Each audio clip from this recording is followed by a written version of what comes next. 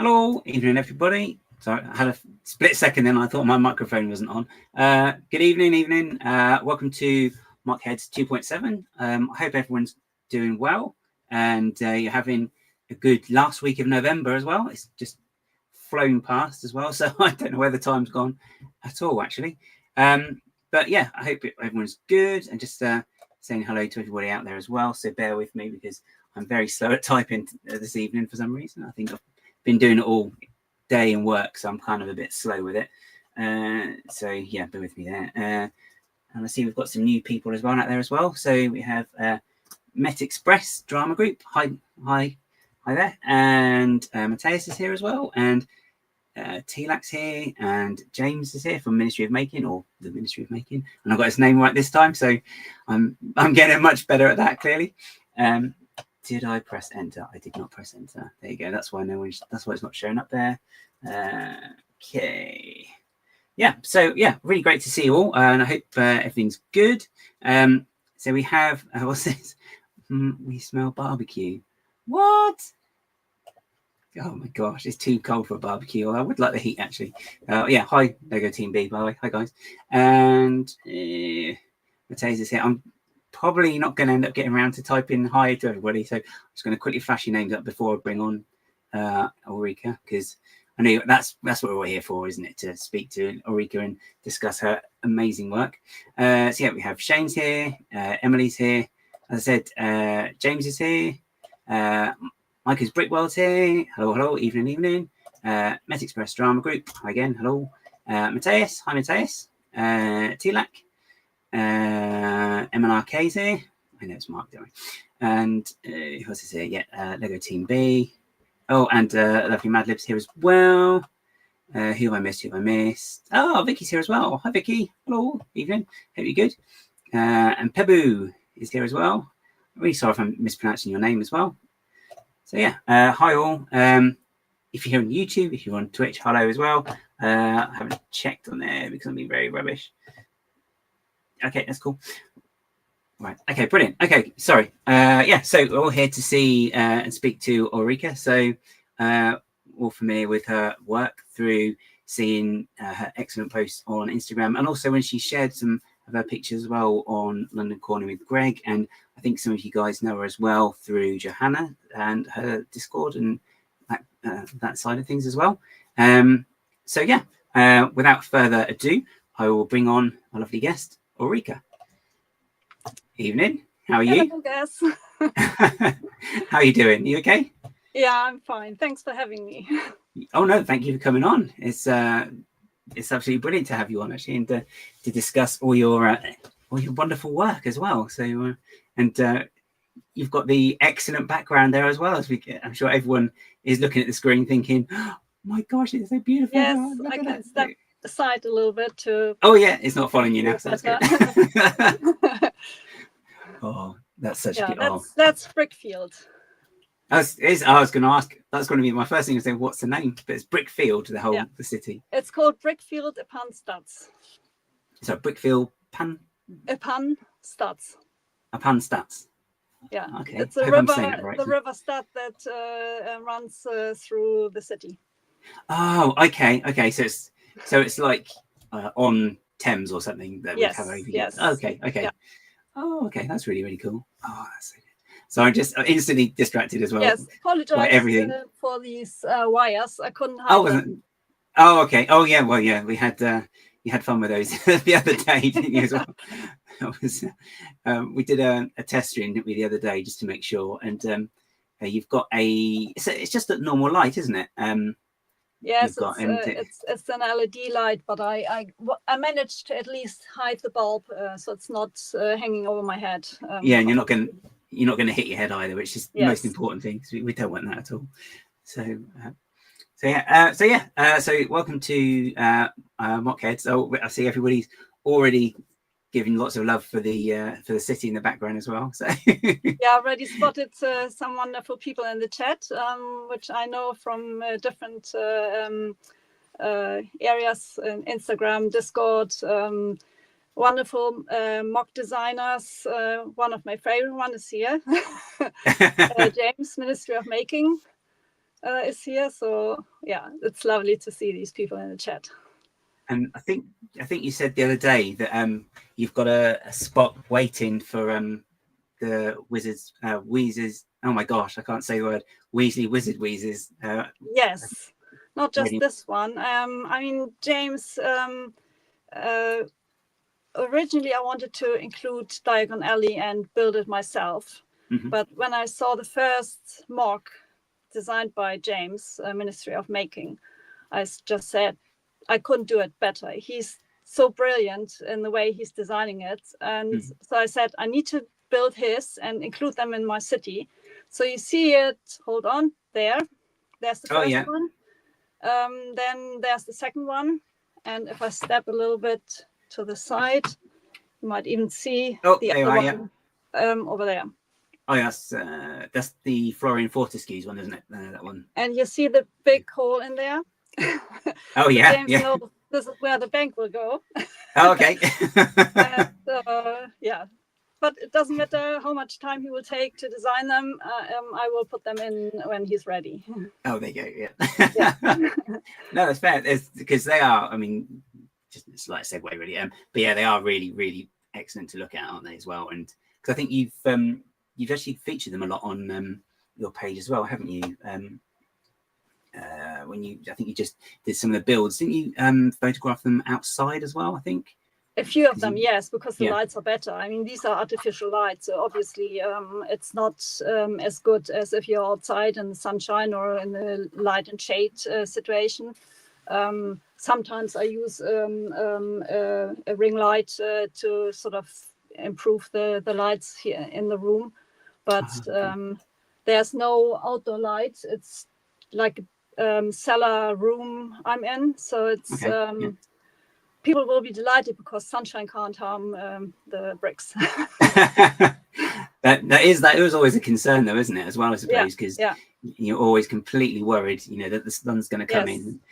Because you don't, because I know I've had it before, you don't notice it straight away. It's only then when you get a new set, you put it next to it and you're like, oh, the color looks a bit different. And it's my husband and I used to build a few cars together, and we built 3 VW buses. One he built very early. We put it onto a sort of sitting table in the living room, and then we built then we built 2 more, just different versions. Hi Tilak.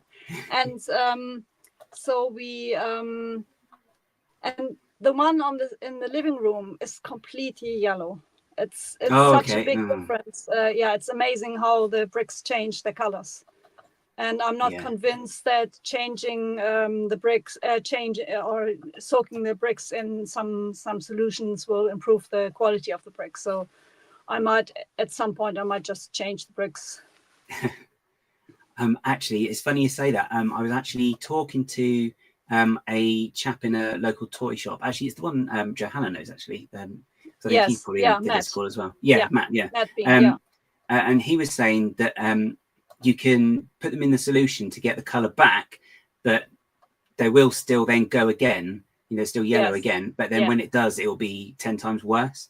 And I think the quality of the bricks will be more brittle and not as nice. So the surface will be slightly different, I guess. So I'm not sure. I haven't got any experience with this. So I try to keep the light away from it.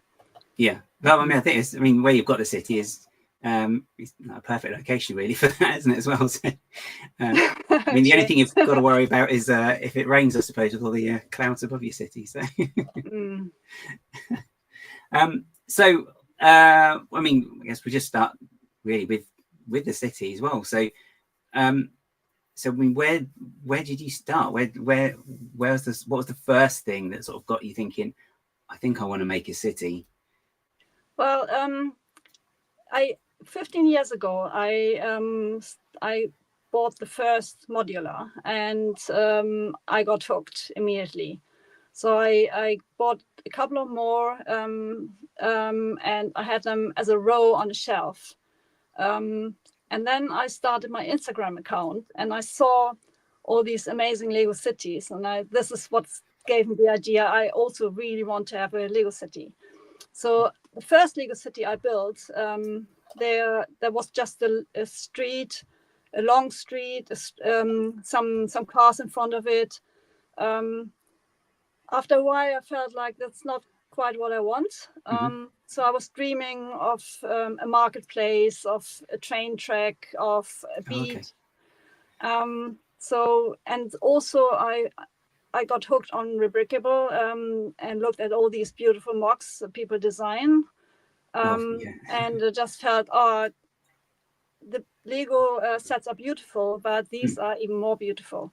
So I started to look into it. I bought instructions. I started to build several MOCs. So I had them just sitting on this upper shelf. And then I was desperate to get this train station or a train running in my city. And I put all the modulars on the shelf and then the train in front. And I felt like you can't see the buildings behind it anymore because the train is sitting there. That gave me the idea to build this underground train station and put the modulars on top. And that's how it developed. Right, okay. So I started, sorry, I'm always confused. I started with this section. So this is behind there is the entire train station. So it's about 5 modulars long. And then later I built the marketplace, which is, just up here. Yeah, you've got pictures. Yeah, I'm just trying to find it a second. Yeah. So this is part of the train. So we did go. So I put them on what's it doing? I put it on the Dropbox in the end because it wouldn't let me. Let me put it. So this is part of the train station here, isn't it? No, that's my second train station, which is King's Cross from Harry Potter. Which is the support for James' wonderful MOCs for Diagon Alley. So this was then this Quality Quidditch Supplies came out as well. This bit here as well. Yes. This is his first MOC. Well, on the left-hand side is a MOC I altered heavily from Harroday bricks, and the right-hand side is the MOC, James MOC. It's the Ollivander's one shop. Yeah.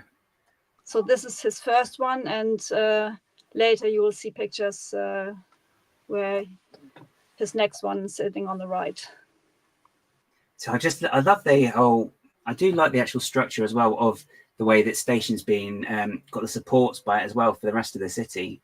So it does give it a really nice 2-layer as well, because you've got the full bit on there, as it were. I'm trying to think of the 2 layers. Now, this bit's still on the lower bit. So this is the lower bit, but this is on the right-hand side of the train station, which I built first, because I've had this window alcove and window in my room, but being in the cellar, you don't want to open it because then you have a population of spiders in your city.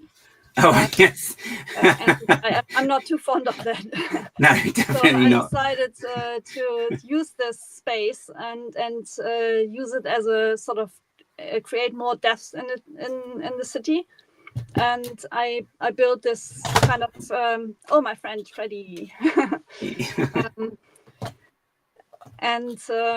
So I built this underground shopping area running along the track just to give it more life. And I put in a skate and rock climbing park. And there's hoopers from Sesame Street. Then there are some items from Hidden Side in there as well. There's a little restaurant on the left. So it's part of this build and just sort of integrated into this structure. So all the at the moment as well, all the levels are lit up like this as well, aren't they? So It's not just this bit as well. It's all all the levels are lit up. I'm still working on the borough and the Hogsmeade train station. That's where I'm at the moment. Otherwise, everything is lit up. Okay. I mean, it does definitely add a lot more depth to it again, though, doesn't it? I mean, as well, the fact you can actually see more of the stuff that is a little bit further back down the bottom. And also, I think that's the point. Because if you build something which is quite far in the back, you won't be able to see it if it's dark. So I decided to light it all up, and when you build it, and it's all kind of modular units which I pushed in, so they are connected individually to my main, and which makes it easier to later disassemble it maybe and access things. So it's and it does make it feel more alive, which I love. I mean, you've got like in the picture here, we've got all the little stories as well here, haven't you? Like you've got like this child at the back there who's stuffing his face there with I think it's from a hot dog, isn't it? He's got it's just always. But I think that's one of the things I love. One of the things I love about your city as well, though, is there are so many little story vignettes that we see, like when you shared some posts on Instagram. You've got down like people on the bus taking pictures, and when they're going through the city on the tour as well, which again, it just looks really, really cool.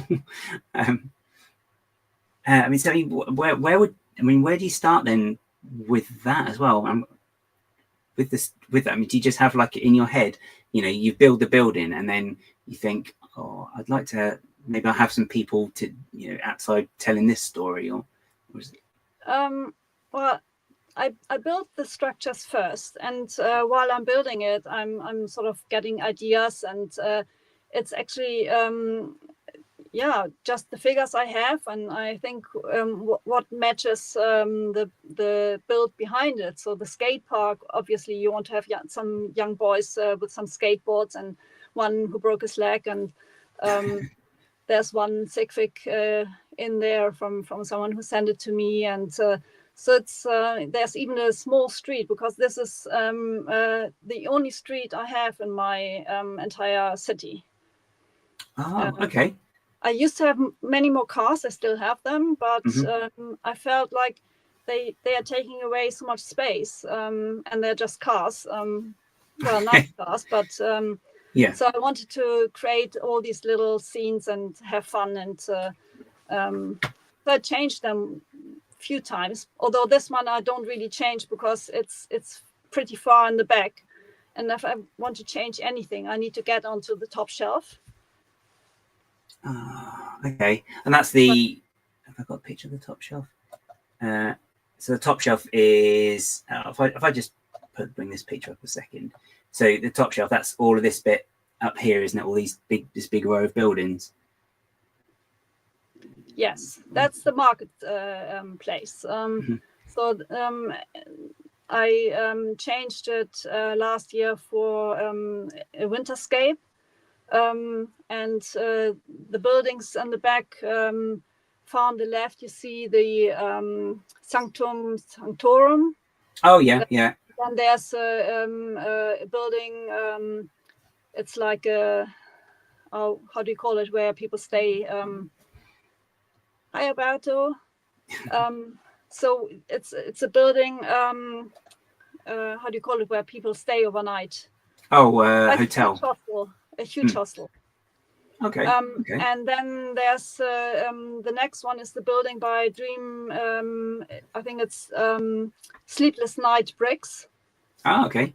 She's the designer of some brickling sets that were already produced or will be in production soon. Oh, excellent. So she's a very talented designer. And then next to it is a designer van der Lego. He built this. It's a chocolate house or a like kind of bakery in Holland.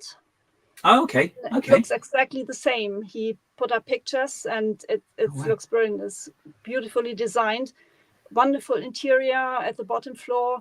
The upper floors I filled up with my own interior. So they are all lit up, and when you look inside, you always see some few tiny scenes, and which is crazy because the figures just disappear into the buildings. But I'm crazy. I just need to put everything in, so I know it's there.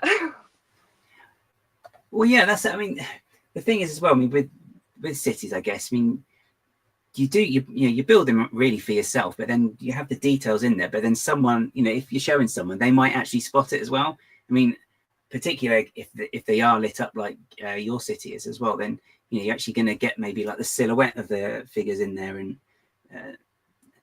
doing whatever it is they're doing in there at the time. Yeah. I used several elements here as well from Fabuland. There's I believe the truck or not the truck, this kind of trolley where the Christmas trees are on, the red one. Yeah, I recognize you say that. I recognize the wheels on it now. Yeah. Yeah, and just above it is a kind of like an umbrella, a red one, which is also Fabuland. Oh wow, that looks really cool. Can't go wrong with a bit of Fabuland there either, can you? No.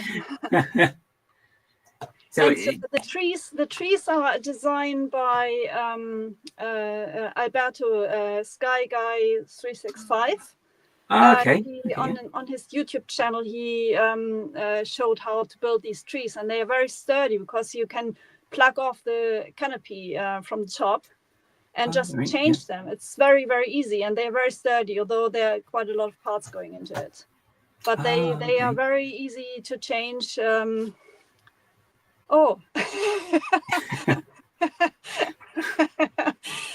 Yeah, that's funny that James is saying this because when he designed one of his MOCs, I said it's wonderful, the interior, but the trouble is that when I look inside from the windows with my light, I can see the back of the interior. Around. And so he said he would take this into consideration. Giving him all the extra work to do as well then. So yeah. So all of these modules though, so all these builds, they all are, so I can't get my words, they do all come out, don't they? So you can get get access into. They sit on the platform, which is the train station. It's 5 base plates wide, and I can lift them off. And also the lights, even all those, I can lift them off. All the floors I can separate because the lights connections are wireless. So if I need to clean something, I can just lift the top part off, and the lights further down will stay on, depending where I connected the lights. But it's quite useful, and although still I need to sort of crawl onto the shelf and with something like 75 centimeter headspace, which is quite a challenge. But I do it once in a while because you need to clean and make sure that things are okay. Yeah. And here you see my on the left hand side, far on the left is Remote Place, just one building. Nice. I've got 2 more sitting there because I couldn't include the mechanics. And then there's my own MOC, the Lego shopping center, or the Lego shop. This red one with the yellow trim. Yes, and the green one, which is a costume shop. Okay. And then next to it is the Joker by Bricative. And next to it is the large one, which was quite a challenge, is the Leaky Cauldron. So I used the MOC designed by Harroday Bricks. And he, I wrote to him and said, I love the design. I love the colors.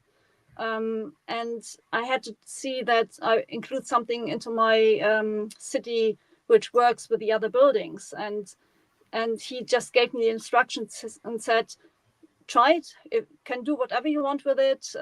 Just here you have the instructions. Try it. So, and this is so I started to design the leaky cauldron, had lots of fun with it. Oh wow!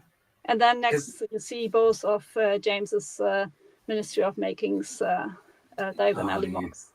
And that's where, because you've got this bit here. I think there's more pictures of that actually. I'm just trying to find it where it is, because there's a bit where you've actually got a close up of that, because that's like the way into Diagon Alley, isn't it? You've got it as like a open. Yes, it's hold on. It's organised. It's there, just a little bit further right, further right. This way. Yeah. This is left. No, second one from the right. Oh, hang on, it's me. Second one from the right. This one. This one. Third one. Oh no. Sorry. Oh, there. Yeah. Sorry. Yeah. Oh my gosh. Yes. This is where I don't know left from right. You see, I'm like, oh, which way? Yeah, no worries. Maybe I'm saying it wrong, because you might be. No, you are saying it right. Don't worry, it's just me. Okay. Yeah, that's. So I changed his MOC in a way. First, I made the ground floor taller. I changed the windows a bit. I created this courtyard because I wanted to have this opening into a Diagon Alley. And while building it, I knew that it would sort of match with the next buildings coming. So this also determined how large the courtyard would be and all this. So. Oh, and you've got like the sense of movement there as well, with the bricks where they're opening up into the rest of the alleyway. Yes. Which is really nice effect as well. And is that a sticker as well? Sorry, for with the dark mark on it. No, I think this is a print. This is a printed box. Oh wow. I think this was one in the calendar, but I might be lying. So. Ah, okay. Yeah, I missed a couple of those actually. I need to get into it. I do like this. And then I think you've got this whole block here is yes. I'll have a look inside in a minute actually, because the inside is, I love the inside. Actually, if I work backwards, so this is then the building before you put it in the city, I suppose, isn't it? Then? Yes. And the challenge was that I needed to have a base in the back. It would be one stud less because of the wall. I had to push it into this hole I had, and the wall is slightly coming in, so tilting in. So I had to reduce it by one stud. Oh, right, okay. To make sure it fits. And then I had to reduce the height of the room and of the roof on the back. Okay. And so that's how it developed. And then, so have you got, because I know you've got the main bar area downstairs, that's all fully furnished. Have you done the same with the rooms on the other floors as well? Yes, well, the main feature is this huge hall looking down from the top. It has 4 floors, and the hall goes over 3.5 floors. Oh yeah, that is. And so the bridge you see going over, or this walkway, is on the 3rd floor. Oh wow! Okay. Oh, so the chandelier is on the 2nd floor, hanging down onto the or above the dining table in the pub. And I'm also, when I design a MOC, I love to create something real. So the minifigures can walk into the door. They can take the stairs up all the way to the top floor. Oh, okay. So you see the 3 stairs going up there, the steps. This is just the path from the 2nd to the 3rd floor. Right. Okay. And yeah, on each floor, on the first and second, I created a small bedroom. Right. Okay. Okay. Yeah. And and the other one leads up to the fourth floor, which is an office. I forgot to take pictures, so I'm. Sorry. There's a lot of rooms in this one actually as well, and it's just so much detail you've managed to pack in on this one as well. Because just looking at it, you know, got all the portraits going all the way up there. You got like a trunk hidden there, and then each of the characters as well is obviously doing something as well. So, you know, they're carrying like the Daily Prophet, or they've got like the Marauders map. This is I love adding details. Fabulous. It makes it alive. And it's quite interesting what you say as well about it's like fully minifigure accessible. Because I think the data, well, it's very easy, I think, when you are building buildings in Lego, just to sort of not take that into account, because, you know, people will build stuff, it looks absolutely lovely, but then you look in when you're actually inside, it's like, well, how do you get to the top floor? Because, you know, there isn't room for a staircase. But yeah, but I had I don't know if you can pull up the picture where I planned it. It's just the base plate. No, not this one. Not this one. No. I'll come out of there. I'll have a look. This must be it This here. one, yeah. Yeah. So this is the plate I could build on. So I created this first to make sure that it fits into the hole I was reserving for it. Okay. And then you can see I put some walls or like markers down and put the interiors in. And the main feature was supposed to be the dining table, the fireplace in the back. Then I was checking where could I have the steps going up. It's far on the far right. Then I wanted to create the arches because in the movie you have these arches, and below these arches are some more cabinets and barrels and things like this. So. Oh, wow. And the entrance, I had to place it exactly in the middle, because it had to line up with my former builds. Right, I see. So it fits on this. So you'll look at it and you'll be thinking, okay, so the building that's going to be next to it lines up with that. So then the door needs to be. Oh, okay, wow. Yeah. And then so this bit then at the front as well, where you've got Harry and Hagrid. That's that courtyard we were looking at a minute ago, exactly. Isn't it? Yeah. Before it had been built, the rest of it had been built. Yeah. Oh, that's really interesting to see, actually, the way you've sort of planned it out that way. Literally from the ground up, I suppose.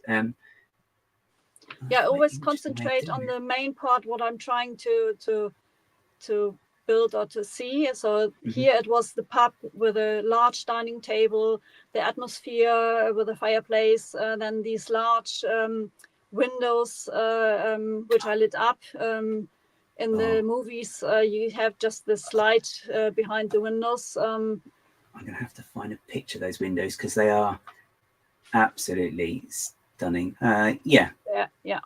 So that's these two windows either side of the fireplace, isn't it? Yes. Yeah. Oh, I love these so much, because they're just beautiful. And I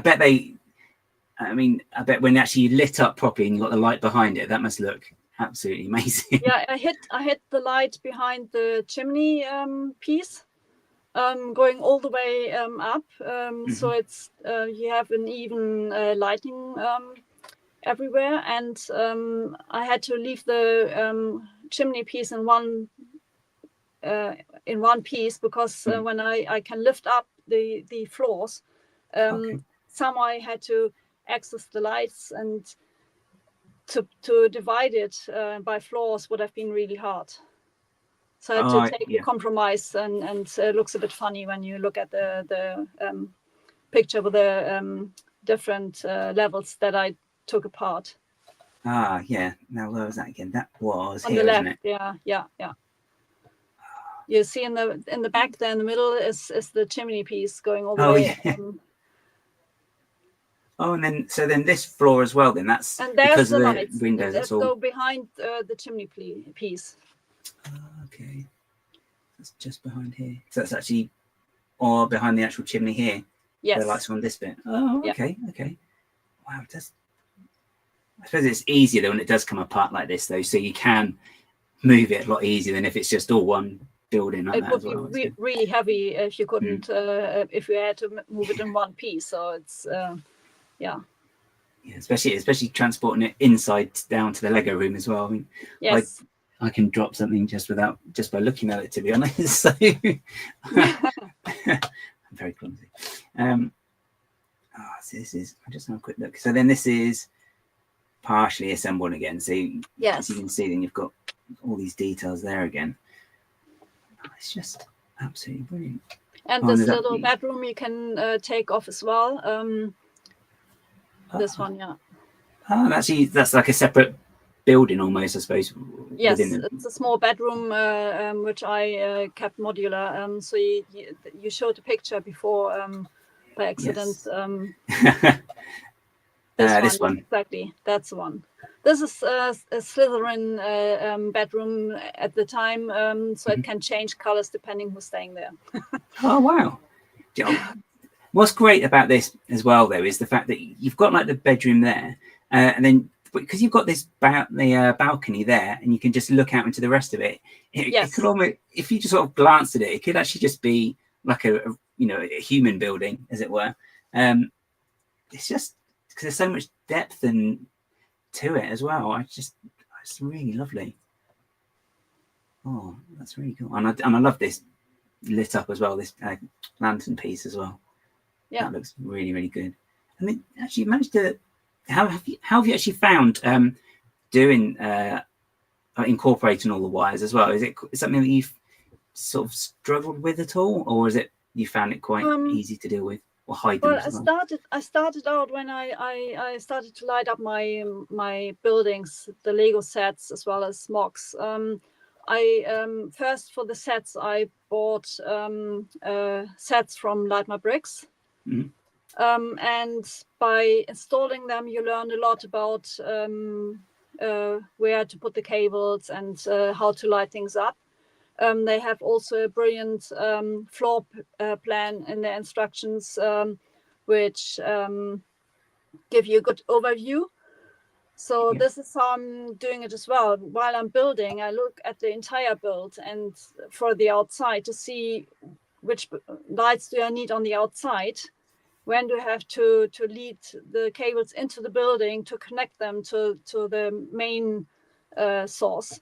And so slowly, floor by floor, I light it up and check how the lights work. And then whenever there's a big sale on Light My Bricks, I go and get all the signal elements. And then I just put them in. A real pain was this chandelier.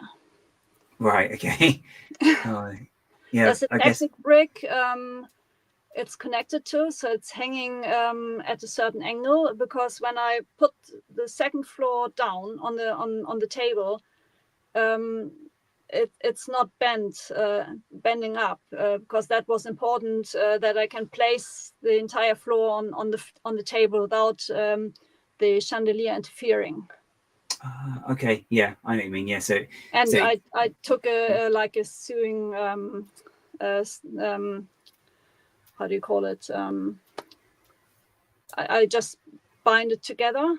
Okay, the cables, to keep them together, because otherwise they would be everywhere.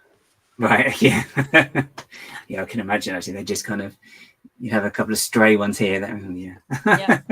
So you see on the left-hand side where Hermione is standing, and at the back is Harry with a monster book. Yeah. And this is the the first floor. So on the left-hand side where Harry is the first bedroom. Okay. And then you have the Quidditch supplies, and like a trophy of some tournaments. Oh, and yeah. Then Ron, and then it goes up to the third floor on the right. Oh wow! Oh my gosh, it's just You could just spend so much time looking at this. We've got like a whole city as well. I was like, oh my gosh, we're going to get to it. So look, oh, that's just a close-up of the fireplace. Yeah, that's the fireplace. And I placed, and if you look closer, I placed a big cauldron in there, and there's some meat and some bones and. Oh yeah, I see. Oh gosh. And it's a green flame because it's also called used for the flue powder network. Oh, of course, yeah. Oh wow. Oh, is that you got pixie puffs as well? Excellent. So, and do you, with the Harry Potter side of the city, do you find that you'll update things when new things come out that maybe really, you need to? No. Okay. Because let's say it this way, I'm building mostly MOCs for the Harry Potter area, and I include items that are here. You can see the beer marks, for example, are not Lego. I found them somewhere online in a shop, in an online shop. And I mean, why would I change this? Because I love the interior, and I can't access it easily, so I just leave it as it is. Okay. And also with the other buildings, once they are placed, I'm probably not changing them anytime quick. Yeah. I might change some later when I filled the entire space of my shelves. Then I might go back and say, oh, I would like to change this or that. But there are so many projects I'm still planning in my city, not done or finished by far. Right. Okay. Okay. Just because we're on this picture as well, I really love the teapot that you've got, because that's kind of floating as well, isn't it? With just these are I don't know how they are called, these bits. I know that. Also, you can lift up minifigures, make them float, and the teapot again is, I think it's Fabulent again. Okay. Or is it the other one? I always forget. It's Fabulent and what's the other one called? There's Scala and Belleville. Belleville could be. I don't know. One of those. I believe it's Fabulent. Okay. Yeah. Okay. So I always check these tabs in the store and see what they have, and if I find these little treasures. They also had a little cave, a white cave with a yellow bird in it. And I used it for the King's Cross station, because Harry, when he arrives at King's Cross, if you go up, this one, no, this one. This one. Yeah. Oh, I know. Yeah, I see. Yeah. So this is I think this is also Fabulent, and there's usually a yellow bird in it. So I, by accident, when I got mine, it was slightly loose. So I started to sort of try to get it out, and it came out easily. Okay. And I thought, oh, perfect. That's for Hedwig, the owl Harry takes along. So when you get closer, you see Hedwig sitting in there. Oh yeah, can you get a close up on the next picture? Oh yeah. Oh, there you go. That's brilliant.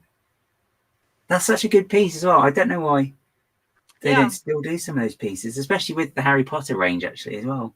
Yes. Oh. It's just, again, though, just looking at this, it's just all the detail as well in the background. It just really does come to life with these. It really does.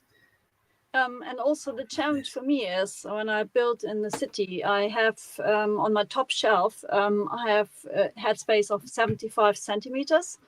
And I want to put some buildings on top. So I need to keep to a certain height. So this one is probably 20 bricks high. Wow. Okay. And that's it. So I had to see how I managed to keep it to this height and still include all the details. And again, managed to have the minifigures to walk from one side of the platform to the other, and with Harry and Ron going through this barrier. I included a barrier on this platform and on the other side of the platform, and this is lit up. So when you see a film, you see it blinking, and this is where with a hole, and they go in there and they come out on the other side through a hole in the wall. Oh, is that, if you got, just to see if I can find, if you got is there a picture of that one? I can't quite remember. You might see it where you have Ron there, maybe this one. This one. Have a look. No, that's not the one. There's, I don't know if you can pull up the film because I think I. Okay. Yeah, this one might show it. Might take a while till it runs through, but come on. It'll work. It'll be fine. Oh, here we go.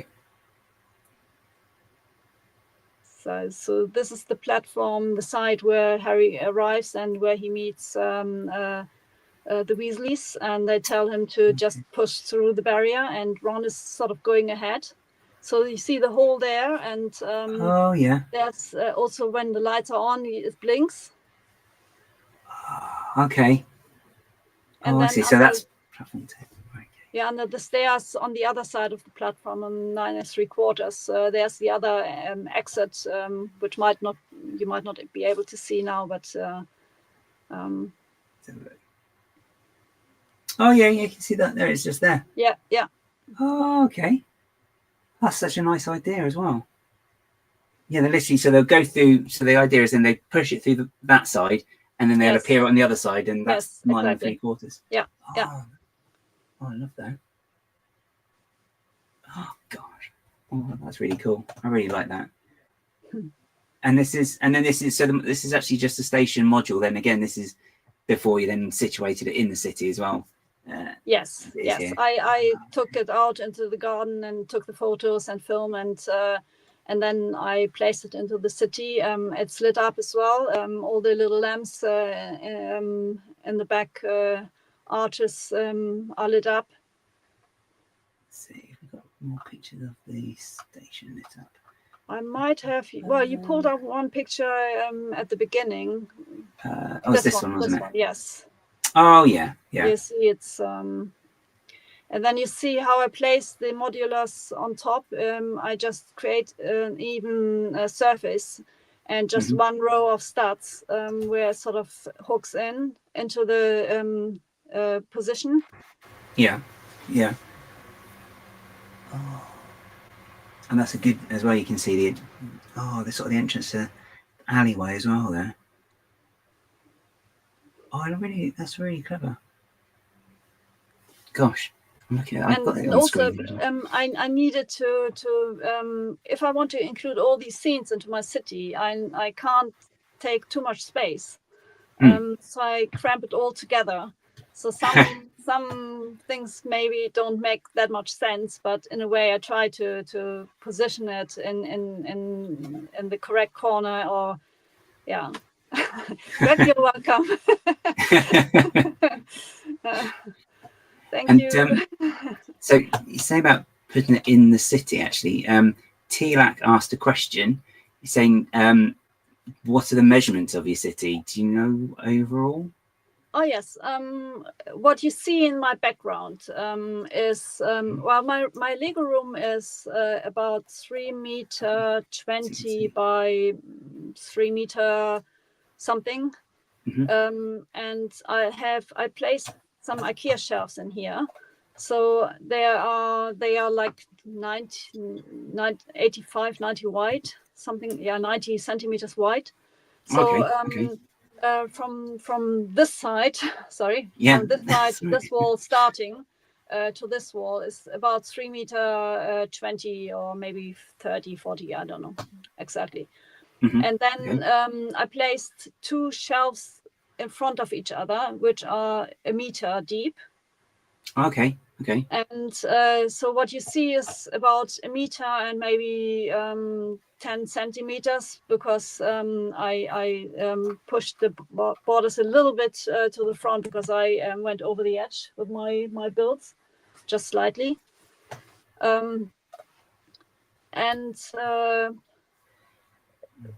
using the alcove of the window added another depth of maybe or one base plate actually.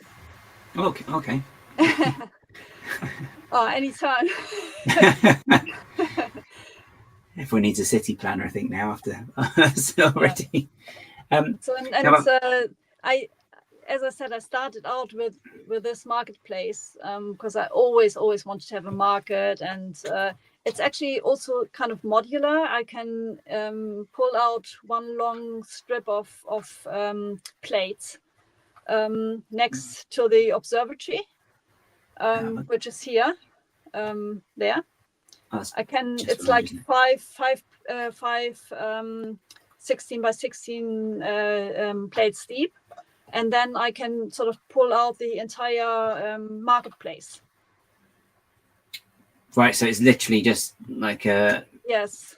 Like a... I can't think of There's a piece, like a square piece, and I can sort of pull it out if there's something wrong with the lights, or I need to access something, or want to change it completely and just build something else. If I started with the city again, I might do a few things differently because I realized that the way I hit some wires, I tried to do it very thoroughly, which wasn't necessary, which makes it harder to access it later, but it doesn't matter. Okay. Yeah, I was going to ask that. And you see, I'm on this side. Hold on. You see, this is the top shelf, and there's some shelves beneath it, which I'm not showing tonight. Yeah, no, that's fine. Don't duck down, because you know the camera's like it in a minute. So. But it's and here you see hold on, this one. Here you see a hole. Oh, this one. Which is sort of an indent. I'm planning to sort of close it off with some water to make it sort of, when I take pictures, it's nicer to have the water in front and really not just the hut here on at the border, because then it's really hard to take pictures or a good film or something. Okay. Which I really enjoy as well, to take to use the proper angle, to take the pictures so it looks almost real. I mean, Instagram had accused me of It's for this one, wasn't it? This went like crazy on Instagram. It had like more than 500,000 views, and Instagram stopped it constantly because they accused me of using AI. So at some point I made a post about my lights I'm using. Oh yeah. The lights, the cloud idea was I saw this on Sanchez channel. He built this fantastic Hogwarts, and he had some clouds on top of it. And I saw these clouds in other videos where people installed clouds in their living room, and which looked amazing. And I thought, oh man, I need this above my city. So I contacted him, asked him which lights he uses, and so that's the interior of the little hut. Oh yeah. Sorry, I'm just trying to find a picture. Yeah, no worries. Clouds. Oh, there you go. Yeah, that's a good picture of the clouds. Yeah, that's when the light is out, and I just love how the city looks different. All white. The buildings are lit up, the windows, but the sky is sort of dark, and it's just nighttime. It's quite overcast, isn't it? Really, in that picture. So. Yeah. Well, I'm still working on the sunshine. Because it's very effective though when it like at the moment when it's lit up as well, though, isn't it? Because the beauty is, as I showed you in our test stream, that I can sort of create the thunderstorm if I want. Yes, that's right. So that looks quite amazing and fun. Yeah. Yeah, it was really good as well, because I think you turned them off, didn't you? Then you switched them on, and they all sort of just flashed, and it was exactly. Oh, it's stunning! Oh my gosh, yeah, you can have some good fun with that, because it's just because you've got it's just a couple of strip lights, isn't it? You said you've got like or a strip of like LEDs, isn't it? Different ones under there. Yes, I could if I leave the stream, I could because I just see they are trying to get me a flight. Yeah. Guys, I'm coming. I could for fun. I could see if I can pull up, create the lights during the thunderstorm. Oh, okay. Let's see. Oh, it's only this one. Hold on. It's all on an app, wasn't it? You said the other day. Oh, there you go. No, at the moment it doesn't want to. Oh, yeah. Oh, there you go. Oh, I see. It just looked great doing that. And when you take a film, it will look really nice, because it really looks like a thunderstorm. Yeah. It's like an electrical storm, isn't it? You know, when you just sort of, you're just chucking it down with rain or something. You're looking out your window and you just got all that going on. And it's it's so nice. It's that sort of cold, sort of bluish light you'd expect with lightning as well, which is and I can also switch to blue. Oh, there you go. Yeah, it's sort of more night time, so the lights come up more, and like at dusk or something, isn't it? Then soon. Yeah. Oh, I do love that, and it's so great as well that you know, if it's maybe a bit grey and horrible outside, you can just go downstairs and just like make the clouds look nice and be like, oh, it's nice down here, you know. The sun's honestly out, so. Sometimes I come down here and I just stand in front of my city and just gawk at it. I've got some more. Oh, yeah, and a couple more pictures as well. Then so actually, no, this is this is the park again. That you've shown. So because the picture a minute ago as well, it didn't have anything in it at all. Yes. And this one, then you've got different things. So do you sort of change it for the seasons, or do you sort of just do it every now and again? Leaving, is he? Or if he is, that was great that he was on. Okay. This I last year I really had the idea to change my marketplace for all the different seasons, and I had a lot of fun buying these little umbrellas for the rain.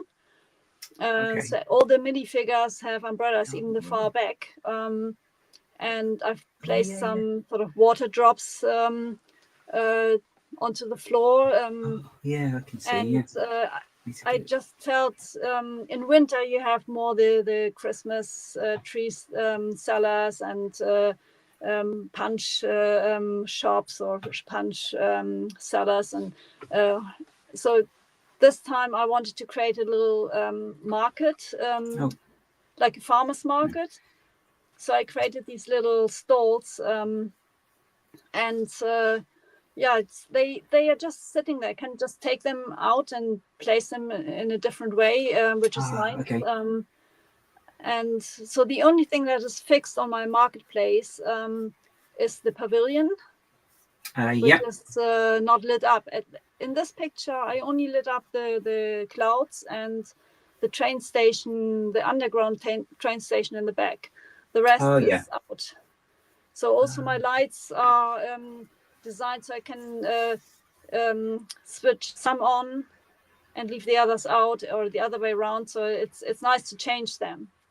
And then I just added these autumn vibes and the orange canopy, and it was a bit of a hassle to change the large tree. At the moment I don't have it sitting in my city. It's on the lower shelf. I'm not quite sure if I want to put it back or just changed the marketplace. But the pavilion, this is actually, I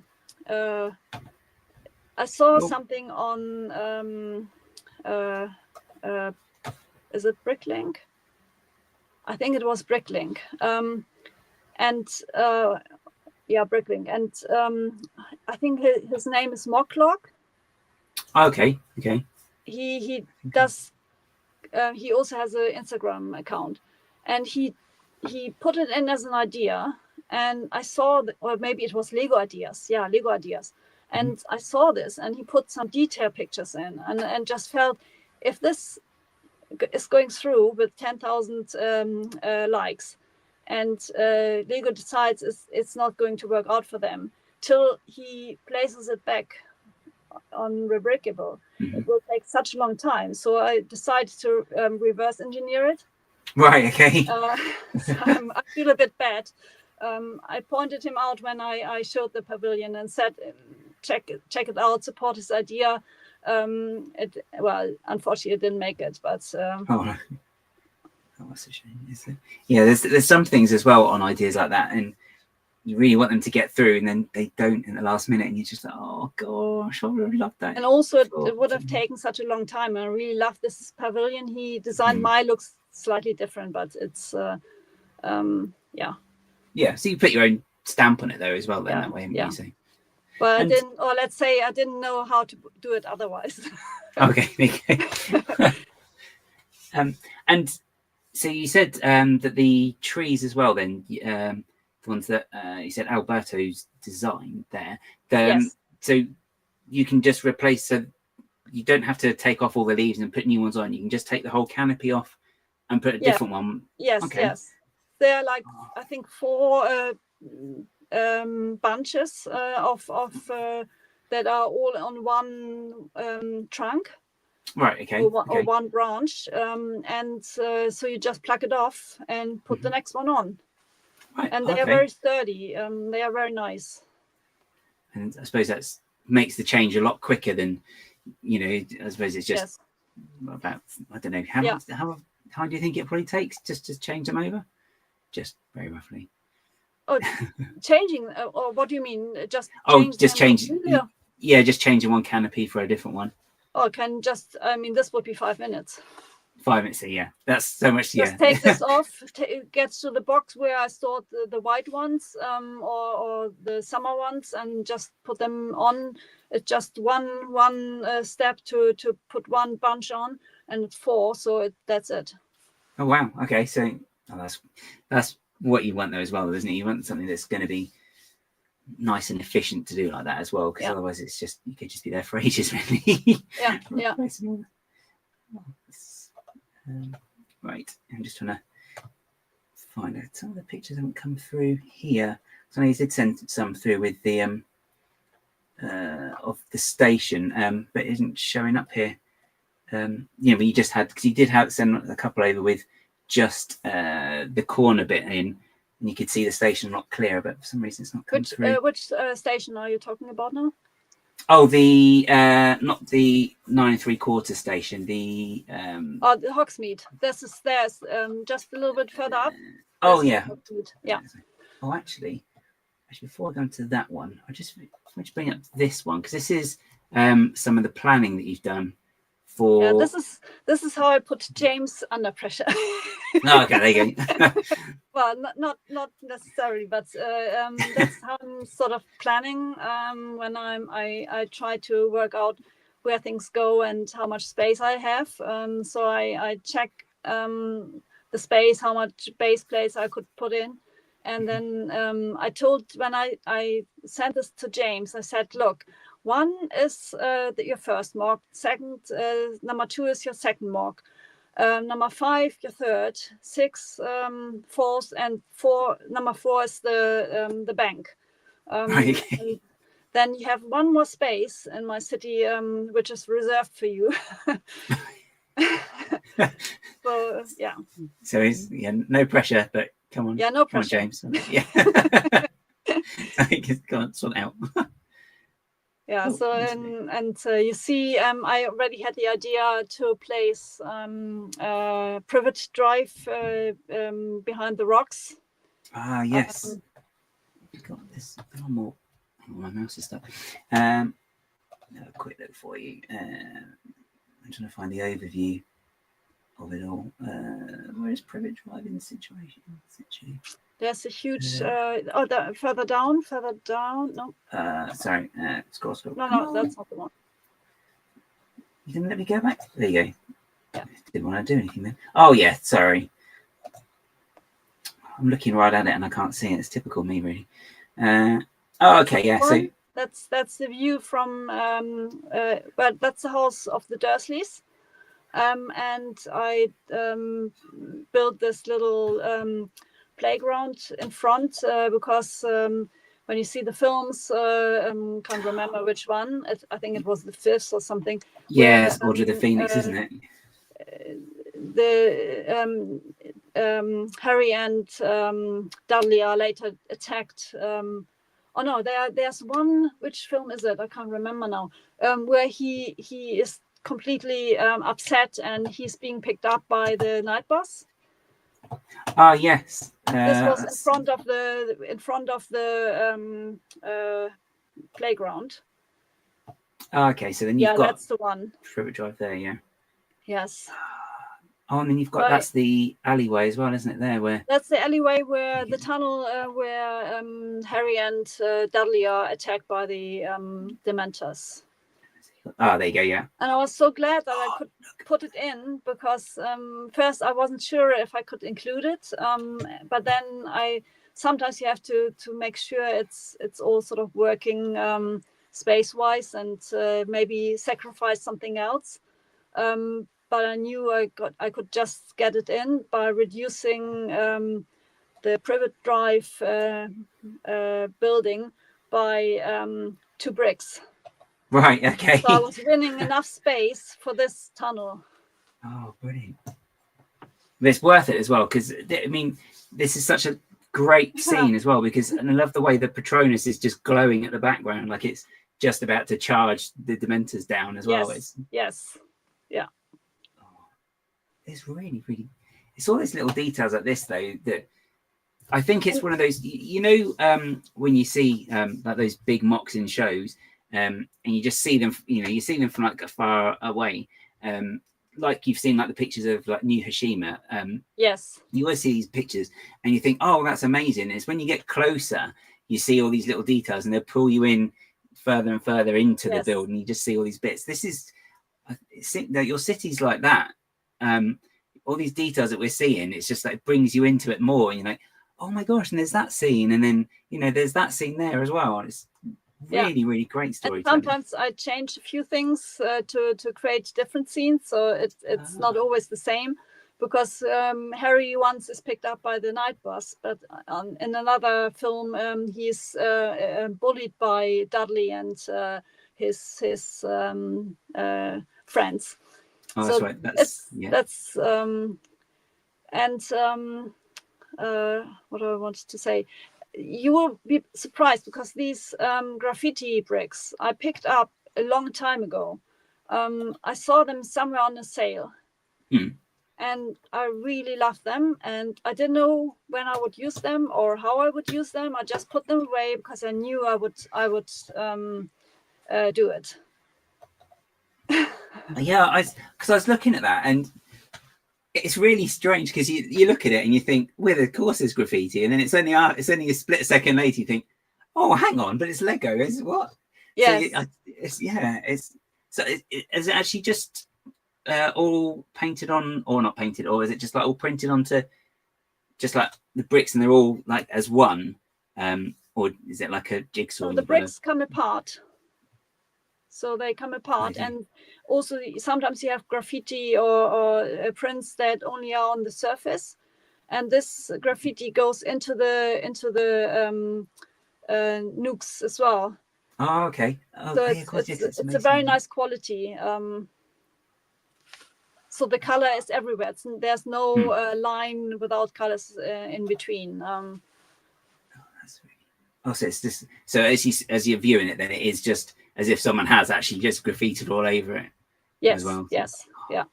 That's so good. That's so. It's another little detail. It's another detail, isn't it? It's, yeah. No pressure, but you know, clock is ticking. Yeah,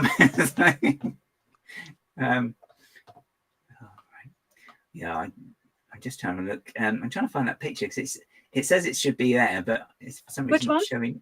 Oh, it's that picture just of the corner where you've got literally just the station and the upper deck. For some reason it's not showing it, though it says it's saying it should be there, because I know there's another couple of bits there.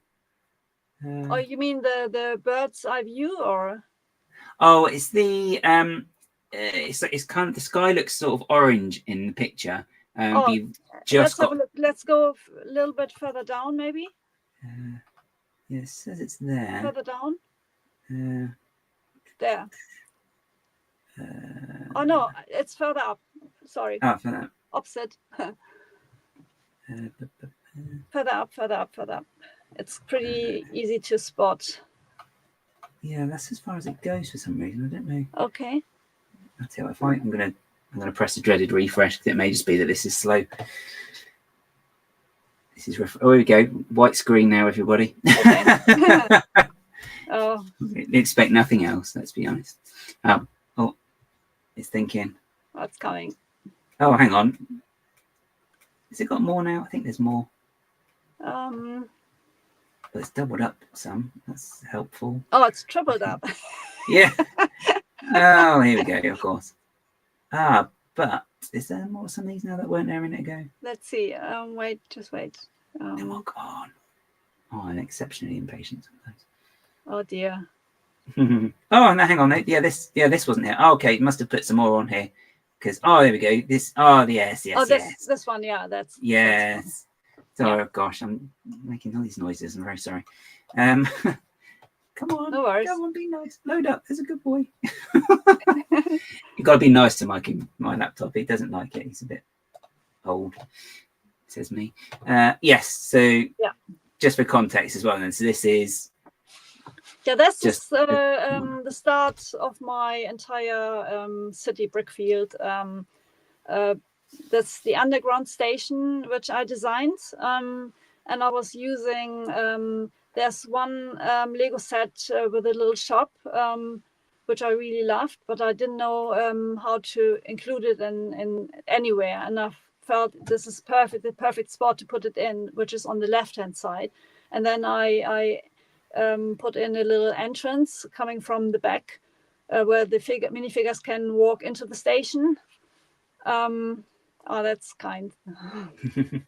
And a little coffee shop and a music shop, and it's again on the right and left are little doors, and the one on the left is open. This one there. So from a certain angle, which I don't show, but from a certain angle you can just look in, and there's a little push cart and a guy working on some bottles coming out from the supermarket. Oh, okay. So it's all these details. You don't know they are there, but yeah, I just put them in because it's fun. But it just adds to the whole overall effect, though, doesn't it? And bringing it all to life like that. Yes. It's because it is.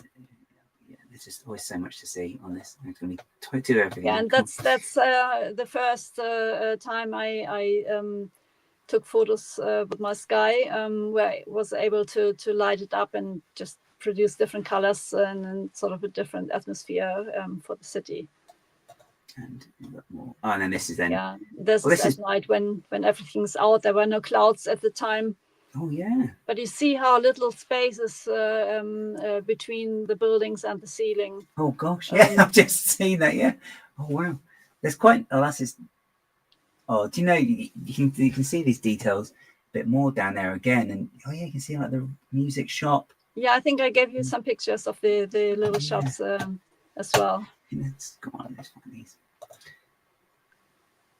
Come on, doesn't like it. Oh, there you go. Yeah. That's the music shop. Nothing too fancy, because you see it just from afar. So it's but just to give some details and. Yeah. and all the records. So that's all like the video tiles, isn't it? As well, Yes, you've used for those. Yeah. So they're very good. The prints on those are very good. Well, I'm going to click that, and it's going to be it's going to be on there twice. Oh well. Oh, this is. Oh, no, is that another graffiti brick here as well? Yes. That's. And in my city, there's a little guy with a spray coming out, a red one. So he's the one responsible for it all. Okay. Oh, he gets about in your city then. He's like here, there, and everywhere. Yeah, that's the entry. Oh, look at that. Oh, I love the newsstand as well with these as well. It's you can just. Oh, it's a very easy build, yeah. But I think someone, I think was it Greg that said it as well as in the chat as well earlier on. But yeah, it's just when you see all these details of the city, you think, God, you could just walk down the stairs and in the city, and just be anywhere in this. It's just I don't know. I think the fact that everything's thought through so well, like you said as well, you want to make sure that everything is accessible. So you have to take into consideration the stairs. But what would the stairs look like in this particular area of the city? I love the banisters as well. Actually, they're really clever. And it's the green bricks as well, I think, work because you see those and you instantly think of like when you go down into a subway station, because it's always like those sort of colors, isn't it, as well? And there's also, you can't see it here, but there's a little bench in the back where people can sit down and read some newspaper. Or, Oh, so good. Come on, next one. Oh, again, that's the bakery you mentioned as well. Coffee shop. Oh, look at that. Oh gosh, I shouldn't say that. It's going to make me hungry. It's quite a visceral image though, because you do just smell the coffee, when you see like coffee stands, you just think, oh, actually, yeah, I could do that. You have to have a coffee shop in your city. At least. Oh yeah. Especially on the train station as well, because that's where all the commuters are when they're just going to be going into work, or it's like, oh yeah, get a coffee, start the day. That's a good picture, because here you can see that I already built some MOCs and the Sanctum Sanctorum, and this is how they look like when they are directly placed onto the shelf, and the window with the alcove, and it looks so small here, but when you look at the city, it suddenly looks huge, because you place just all these buildings next to each other and just fill up the space. And I think it's amazing to see the difference. And this is where I placed the train in front, and felt, oh, this is wrong, because when I have the train in front of the buildings and I place some minifigures in front of the buildings, you can't see them anymore. And that gave me the idea for the train station. Okay.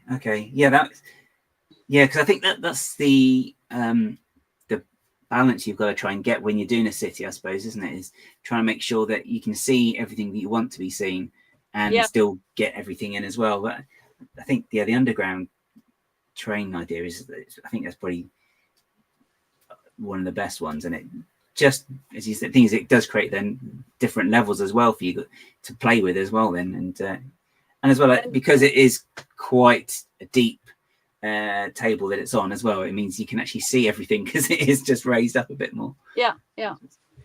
So Tilak asked for the dimensions of my city. This is just, I gave the dimensions for what the part you see in my background.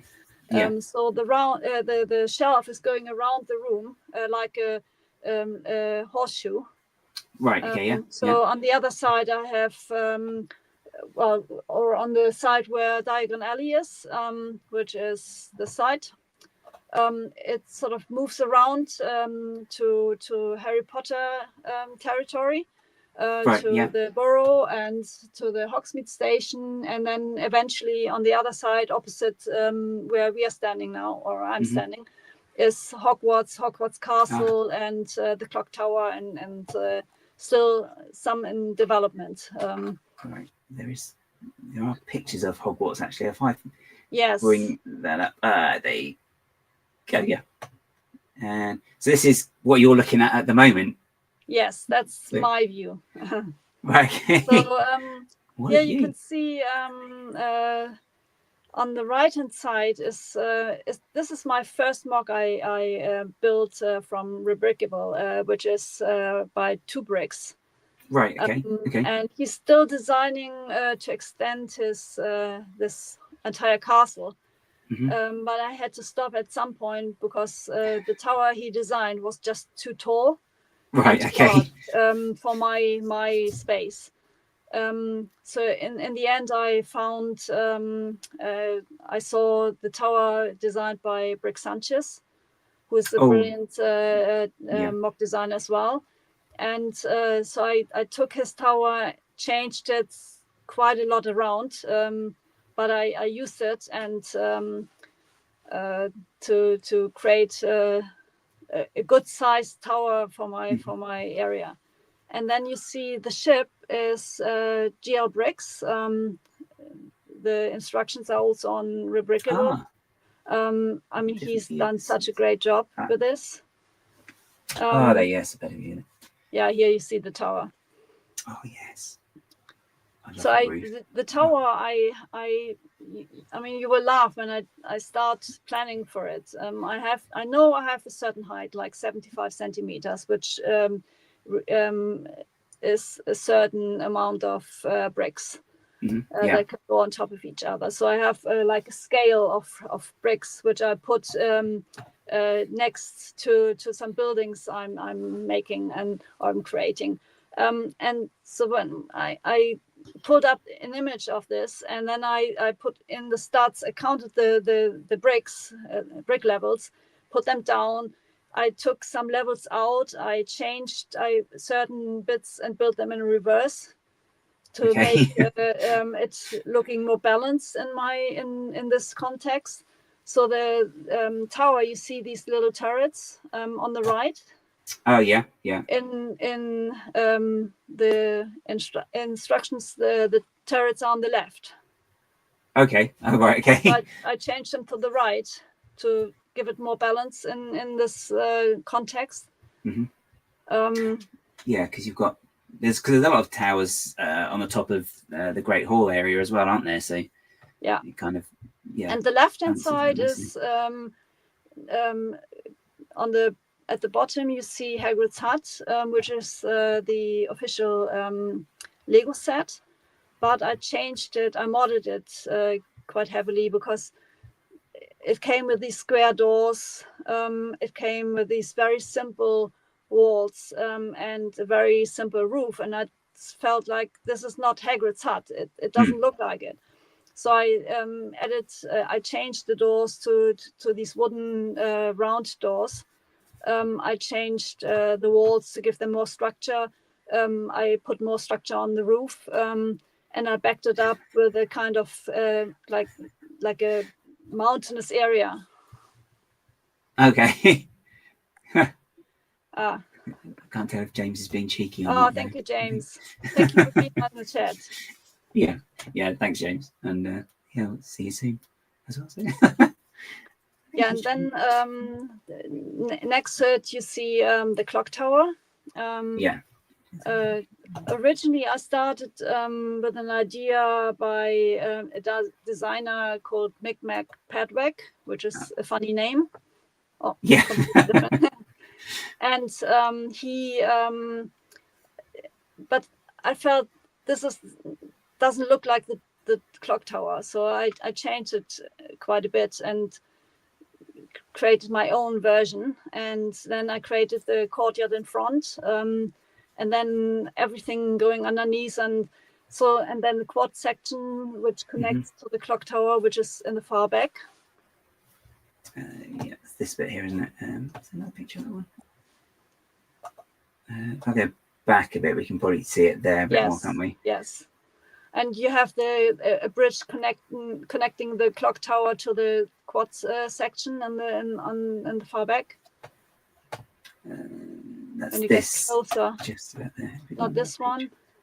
That's it. I'll find it here. We'll go there. So Hogwarts is there. Yeah, I don't think I have another picture of this. Okay. I'm not quite sure. I'm not too sure. Yeah. I remember things I get confused because I think because we saw it the other day, so I'm like, oh yeah, I'm sure there's there. So yeah. It goes all around there. And you see, there's a big hole under the moon. Which I added to my clouds, and there's going to be I'm planning a mock adding another challenge from the Try Wizard tournament. Okay. That'd be. Oh, there's two to choose from. Which one would be? Well, in a way, it's one you see already, which is the tournament stands on the water, where they dive into the water. Okay. Yeah. And then the dragon challenge. That's a custom design, isn't it, for the stands in the water as well? Well, the stands in the water came out as a set, a small set. And again, I saw on Bricklink, I saw, Brickable, I saw some instructions, and I looked at the towers and I thought, oh, that's so easy. So I built my own version, but very close to the one that you find. I think this is, I think I wrote it down who it was. Either J. Briggs. Oh, I can't remember now who it was. Yeah, so they all look a bit the same, but I felt these are the right size for me, and I took inspiration from his MOCs. Because they're really nice shape the way you've got it, because it sort of angles in, but then you've got that lovely curve just before like the main upper deck as well, which is really nice. Problem when I'm building something and I'm building MOCs, I'm not planning it sort of ahead of time. I have this image in my head and I start building, and while I'm building, I'm finding solutions to make it work. And when I come back later and people ask me, how did you do this? I said, I have no idea.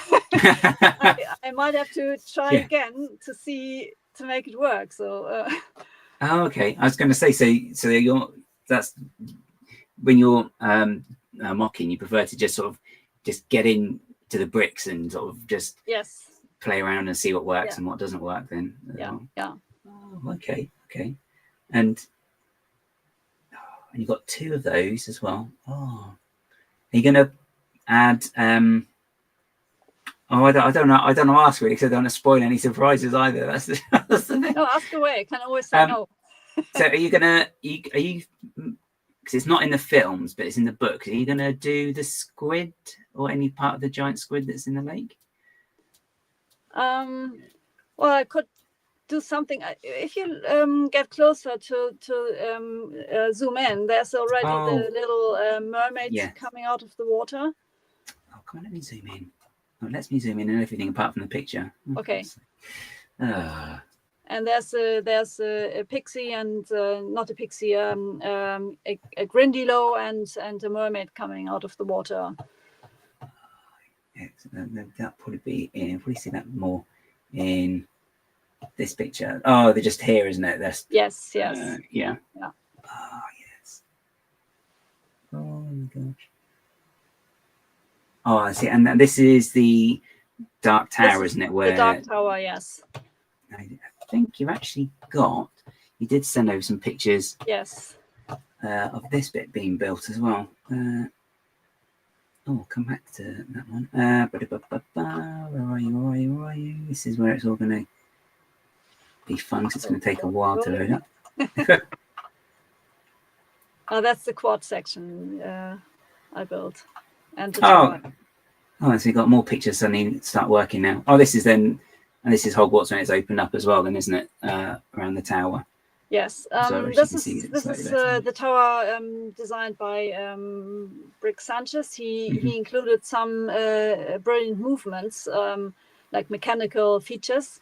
And I built them at the beginning, but I felt they wouldn't work as well for me. So I took them out again, and I changed the interiors to include the Gryffindor common room and the bedroom above it. That's a spiral staircase, isn't it? Just in the back. I don't know yes. The guys will see very well. That's a really nice looking staircase. Yeah, he's a very good designer as well. I love what he's doing in his city. Yeah. Oh yeah, he's got some really cracking stuff at the minute, actually, isn't he, as well? Lots of movement and stuff. I keep saying stuff. He's got lots of movement going on with his builds as well, which is really, really good. Actually, just looking at the time. Okay, I tell you what, if we have a quick pause looking at your stuff, because we're talking about Brick Sanchez anyway, and yeah. So if we have a look, I just drop out of this a second. So I need to take that out. If we have a quick look at the mock the mock review that you wanted to have a look at, because that was Brick Sanchez's as well. Yeah. So if I need to just do a probably bit of most swapping. of the people have seen it anyway, but it's just brilliant. I just love the atmosphere it creates, and okay, I'll just swap over then to his build mock review there. Right, if I do that and present, that's what I want.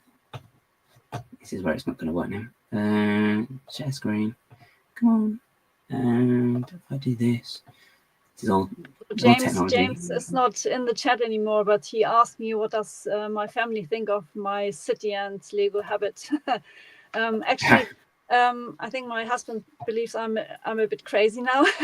Oh, okay. He introduced me to Lego again.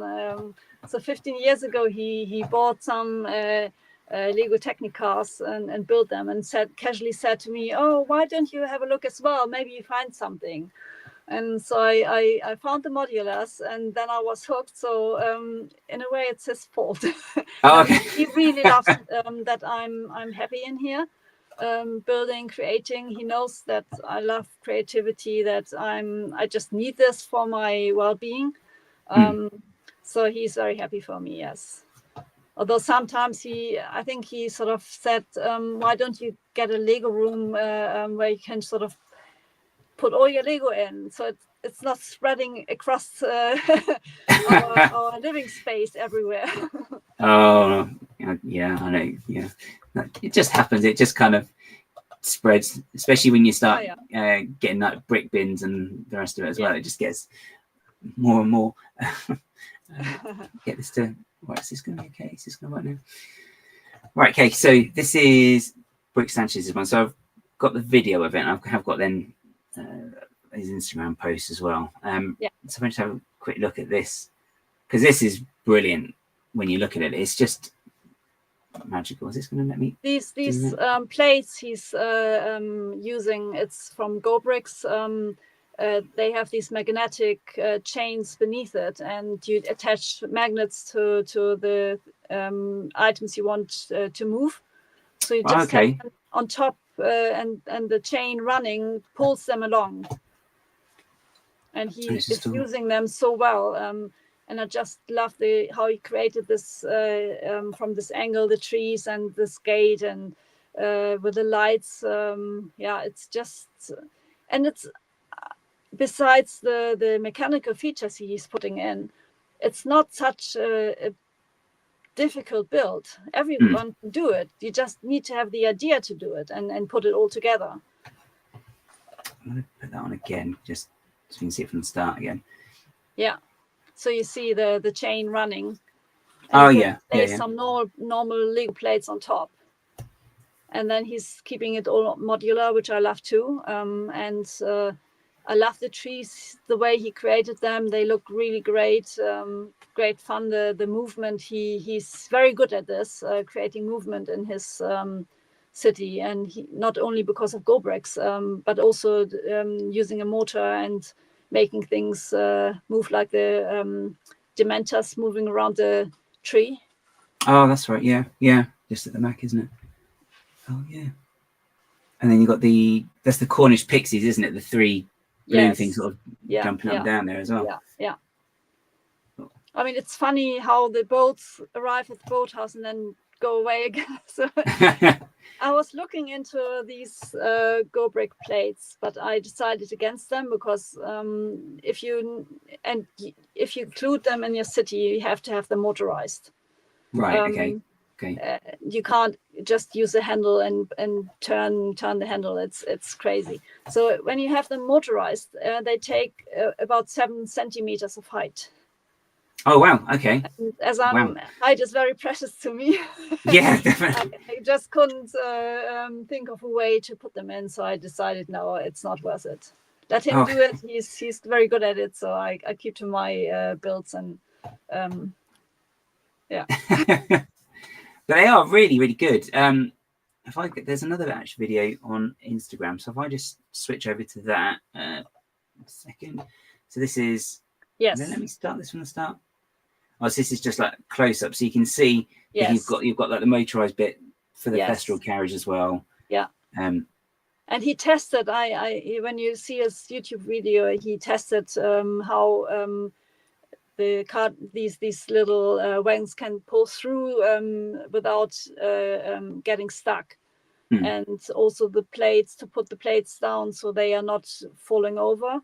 So it was a lot of work, I believe. But I love the colors he put in. It's just a good balance, and it looks wonderful.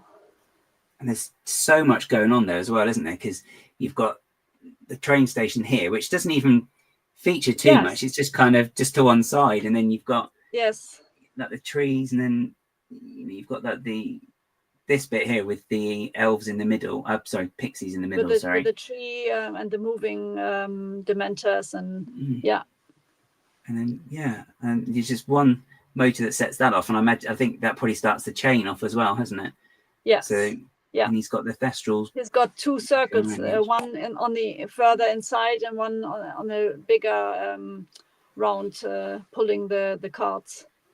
Oh, that's right. Yeah, you can see how the figures are just squeezing through this little tunnel. Oh gosh! Oh, mind your heads. Oh, there you go.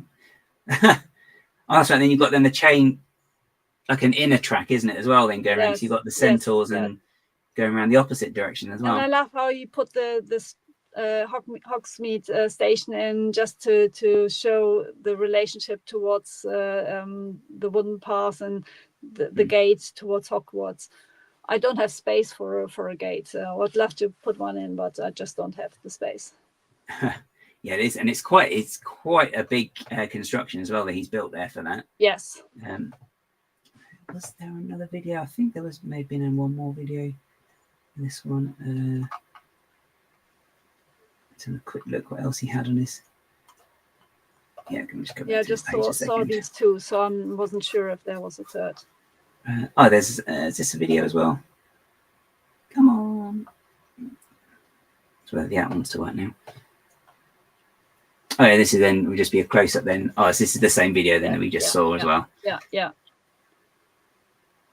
But it's great because it does add then to the scene that's already there as well, which is what I quite like as well with it, really. And he lights up every little boat. He put the battery into the boat, which is a small one, and then he just switches it on, and it looks wonderful. Just love these details.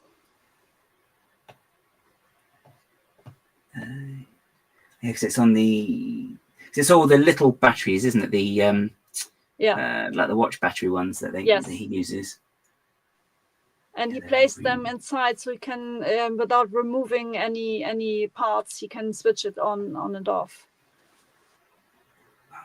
That's good.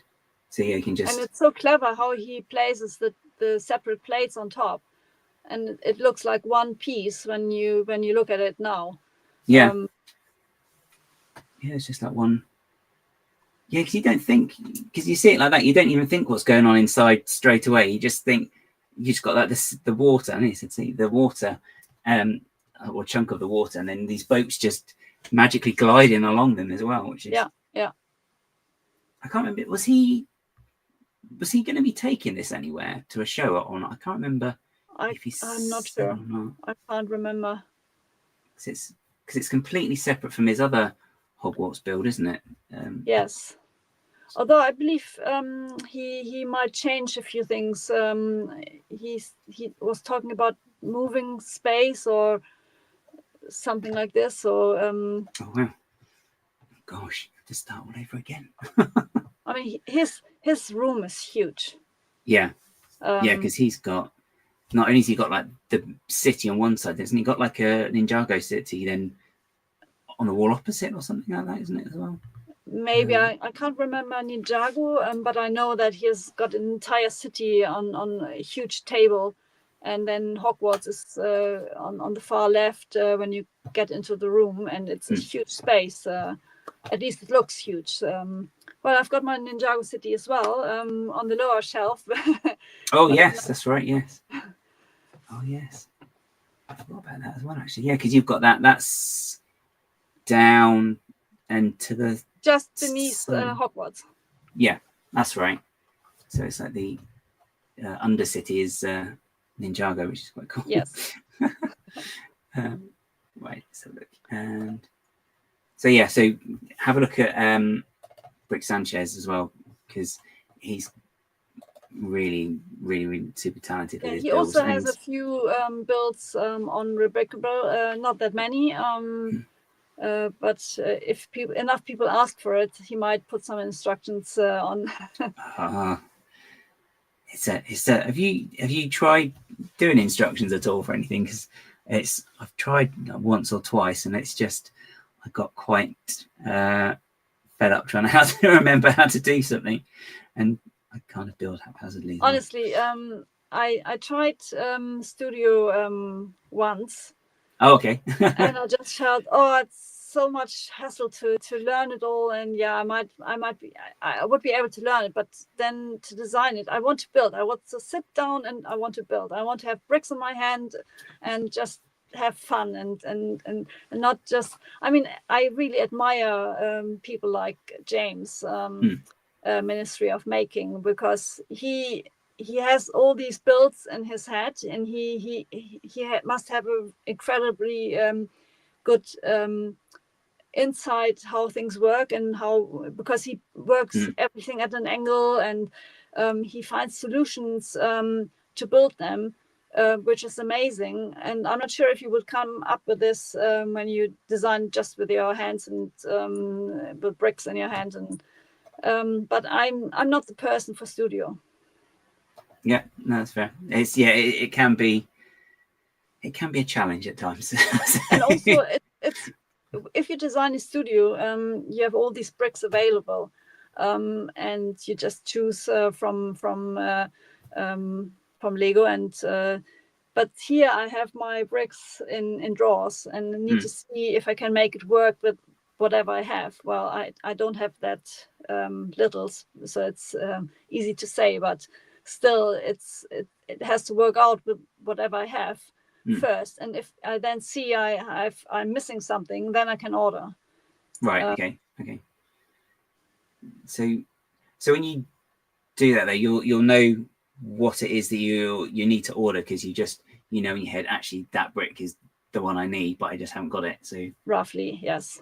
Okay. Roughly. So that's how you add to your brick collection, because then you order too many because you think, oh, you might need this and that, and yeah. I'm very good at over ordering parts, actually, completely terrible. Unintentionally as well. It's just, how many did I order? Oh god. Or the thing that I'm getting really becoming an expert at, actually, is ordering, like, I don't know, say I need 10 1x10 bricks. I'll order those, and then I'll go to another seller and I'll forget to have updated my wish list, so I'll order the same thing, and then I'll get the first lot, I'll be like, oh, brilliant, I can start with that, and then the post will come the next day and I've got the same bricks again, and it's like, oh no. This happened to me with Waterfall. I needed these 1x2 clear bricks, and I ordered them, or I put them into the shopping basket in one shop, and then went to another shop, ordered them, forgot that I ordered them there and ordered them at the other shop. So I got double and found out I don't need all of them. So I lots left. Let's see how I'm using them in future. You have to add another waterfall somewhere, maybe. Maybe, yeah. Yeah. Excuse me. Well, Hogsmeade is still coming, so maybe I can put them in there somewhere. Got pictures of that as well. Cool. Okay, so that's Brick Sanchez. So yeah, definitely worth having a look at there, because he's got YouTube as well, hasn't he? Where he's got a lot of his documents, like opening up Hogwarts as well, and the big tower. Because I think it's Dumbledore's office is in like the rounded tower, isn't it? And it's my beautiful, the tower I built. I left the top part almost as he designed it. I only changed the position of the turrets. So that's his design. I added the common room, Gryffindor common room below it, and I shortened the tower and just make sure that I open up the tower in a way that I can enjoy it from my side of that I needed to see or look at it. So yeah. Okay, that's really good. It's really cool. I do like his channel as well. Actually,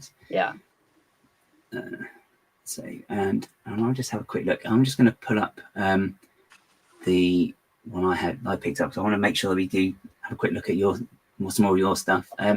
So I just go through quite quickly. So I found a builder called So Bricked. So he's done. It's for a new Hashima. So he's done a module there. So this kind of again links to your city in that you've got more some lighting integrated to it as well. And because this is kind of modular as well, so the idea is then that they'll just plug this into like the new Hashima build. So this will go somewhere and then it will just be part of a whole city as well. So it has to take into all consideration, similar to yours as well, that you've got all these requirements, it has to be able to fit into this gap here. So you can plug it all in. But again, it's just some really, really inventive building shapes and some lighting, which I think, again, it always just brings it to life that bit more, and just a couple of scenes on it. And again, because you've got some really lovely colors in your city, with like the nice reds you've got there in the background, and then in the foreground you've got slightly lighter colors as well, with the like the marketplace and the observatory as well, which obviously are lighter in color. So I just quite like the whole playing with color like that as well, which I think this guy, his name's Jacko, actually, but he's on Instagram as so.bricked. So do have a look at him as well if you're watching this. Yeah, well, definitely. But again, it's just I always love just seeing how people use bricks and seeing ways that you've never thought of to use them before. So like we've got some of these just brackets here with some hinges just to get the shape there. Then he's left the texture on the side just to show, or just to add to some of the greebling detail on the building. Which is I love really, really... the arches. It looks really nice how he put them in, matching the bricks. On the left hand side, you see the arch going up. Oh yeah, this bit really here, nice. Isn't it? Yeah. And it's just, again, so it's just nice sort of colors, but because he's got those, then it sort of highlights then the more sort of greeny sort of colors and the orange. And then I find it even more difficult for these designers because you don't know, or I'm not sure if the people talk to each other. Or if they just say, I have my idea for a design, I just do it, and then they put it together. And it will all sort of work together. This is an amazing build. And then when you put something else beneath it, it probably works anyway. Yeah, I think looking at it, I think this probably, if you've seen the cubes, haven't you, that they do for the main part of the building? Yes. I think this probably sits on top of one of those. It should be, yes. But yeah, I always like. I love the colors.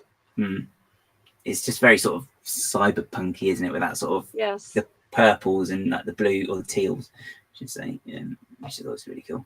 I think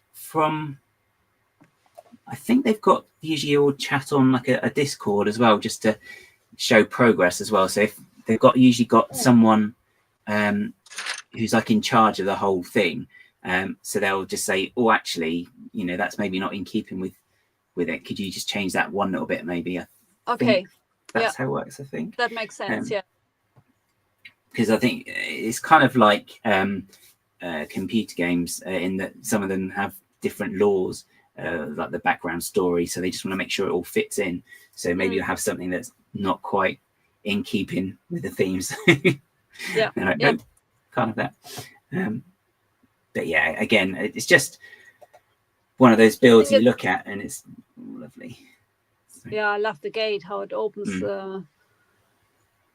It's just like gives you a little tantalizing glimpse of something inside, but you don't quite know what, isn't it? It's show not tell. So yeah, really, really nice build for I think it's part of the new Hashim. I think he's Australia, so I think they've done one down there for some of their big cons. So again, worth checking out. Oh, actually, we've got Brick Larrikin's in chat, so he's probably may have seen or been to the show, maybe seen the new Hashima if they've got one down there.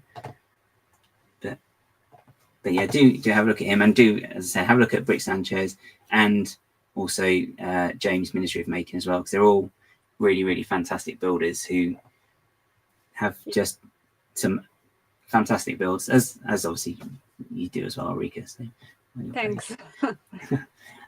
But we'll move back on to your city as well, because that's what we're here to talk about primarily.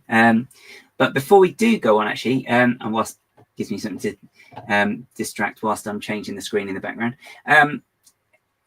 you have so what would your favourite element be whilst you're mock building as well? We mentioned this briefly. I believe I showed you this before. Oh yeah, this is so versatile. It's perfect because you can.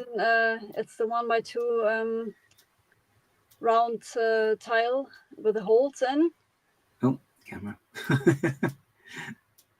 It's such a good piece, isn't it? As well, though. I think because I chose another one. Okay. Because it's this one. Oh yeah, the wedge plate.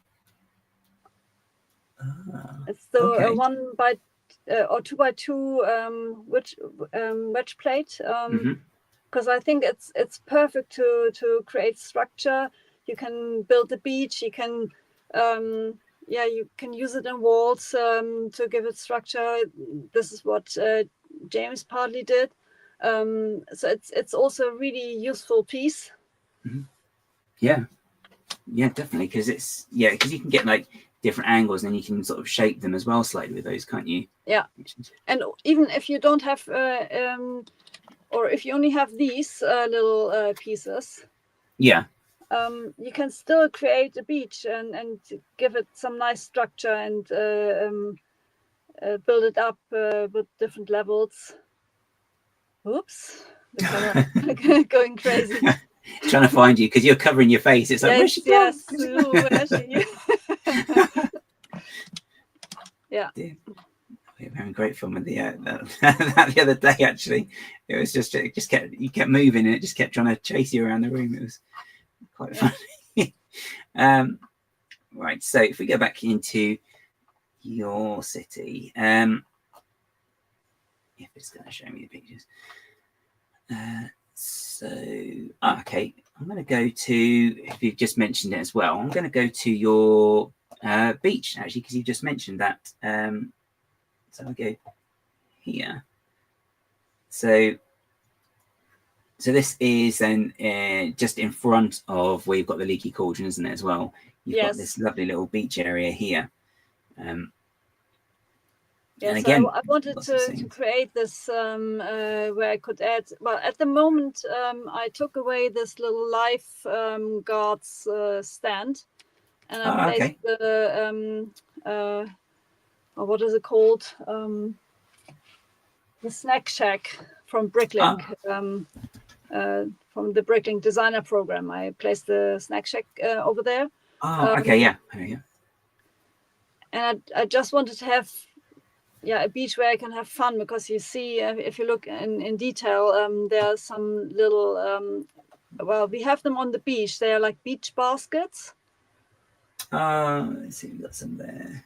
They are white and blue under the palm tree. Oh, yes, here, sorry, yeah.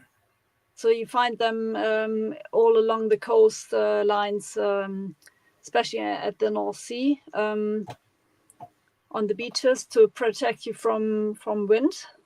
Okay, yeah. And then I have a little Darth Vader in there, who's walking into this beachwear. And there's a little sign up, please don't use the Force.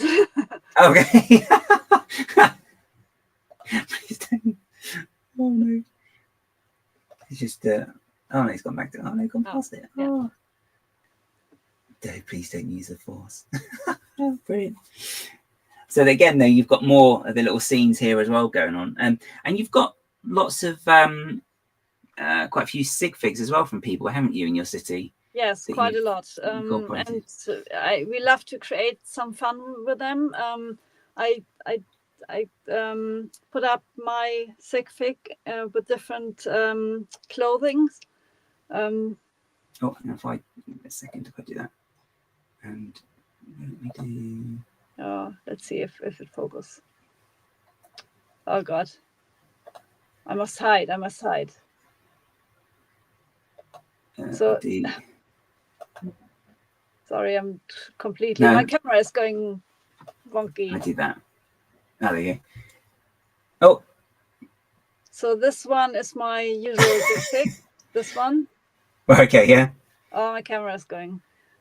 This is one when I'm visiting Hogwarts and Diagon Alley. This is my winter version, and this is especially for Ian. His account is Lego Ian P on Instagram. He's like making fun with my sig fig being in this sportswear. So got a fun group of people. We exchange our sig figs and we take them on sort of adventures and fun stories, and so that's great fun. Oh yeah, it is. Yeah, it's nice as well, though, isn't it? Because it's just another way of sort of sharing like some fun with people as well. And you can just put them in your city and say, well, I've got you doing this today, and you're like, oh yeah, well, I've got you climbing a mountain today or something, so just it's amazing conversation what, things people come up with, the ideas they have, and then how people react to it. So there's a whole group, and they sort of comment each other, and it's just a fun activity. So yeah. Yeah, I know. It's always fun. I think who was it? I can't remember. There's someone online, and people would send them their sig figs, and then you'd see them like in their city as well, like being, someone were in a car, and they had like really fancy cars as well. So someone would be like, oh, can I go in the the Lamborghini or the DB5 or something? We're like, oh yeah, I wish I had a DB5 really. But yeah, I have one picture on my Instagram where I put all the sig figs on my tour bus. Oh yeah, tour bus Lego. I think it was this year. So I put them all in, and it was like a big party. Oh, was that? Did you send a picture of that as well? I'm sure. No, I didn't. No, I didn't. Oh, you didn't. Oh, okay. Yeah. I just remember seeing it from your Instagram page. It's like, I'm sure I've seen that. That's really good. And we've also got as well, because you've not only have you got your you've got your main city behind you, and you've got then like the Hogsmeade area as well, haven't you? That you've been working on. So if I it's going around from this side. Diagon Alley is curving around to this direction. And I added so there's more Diagon Alley and then Privet Drive underneath. And then I have the borough area, which I recently finished with the viaduct and the train, the Hogwarts train, and yes, waterfall I built. I will just bring those up actually, because that's really, if I go here, so this is the viaduct, isn't it? This bit here. That's the viaduct and the waterfall. You see through the arch and the little pond in front. So that's part of the borough area. So if I keep going to duplicate picture. Come on, don't be silly. So then the station then is raised up, isn't it? Hogsmeade Station, and this is a station designed by JL Briggs. And I had to keep the station on sort of the upper level because the viaduct is coming with the arches curving around the borough, and then you have the Hogsmeade Station. And on the other side, because the instructions were only sort of half the building, I finished it, but I finished it to make it look like a different kind of barn building for the side of the borough. Okay.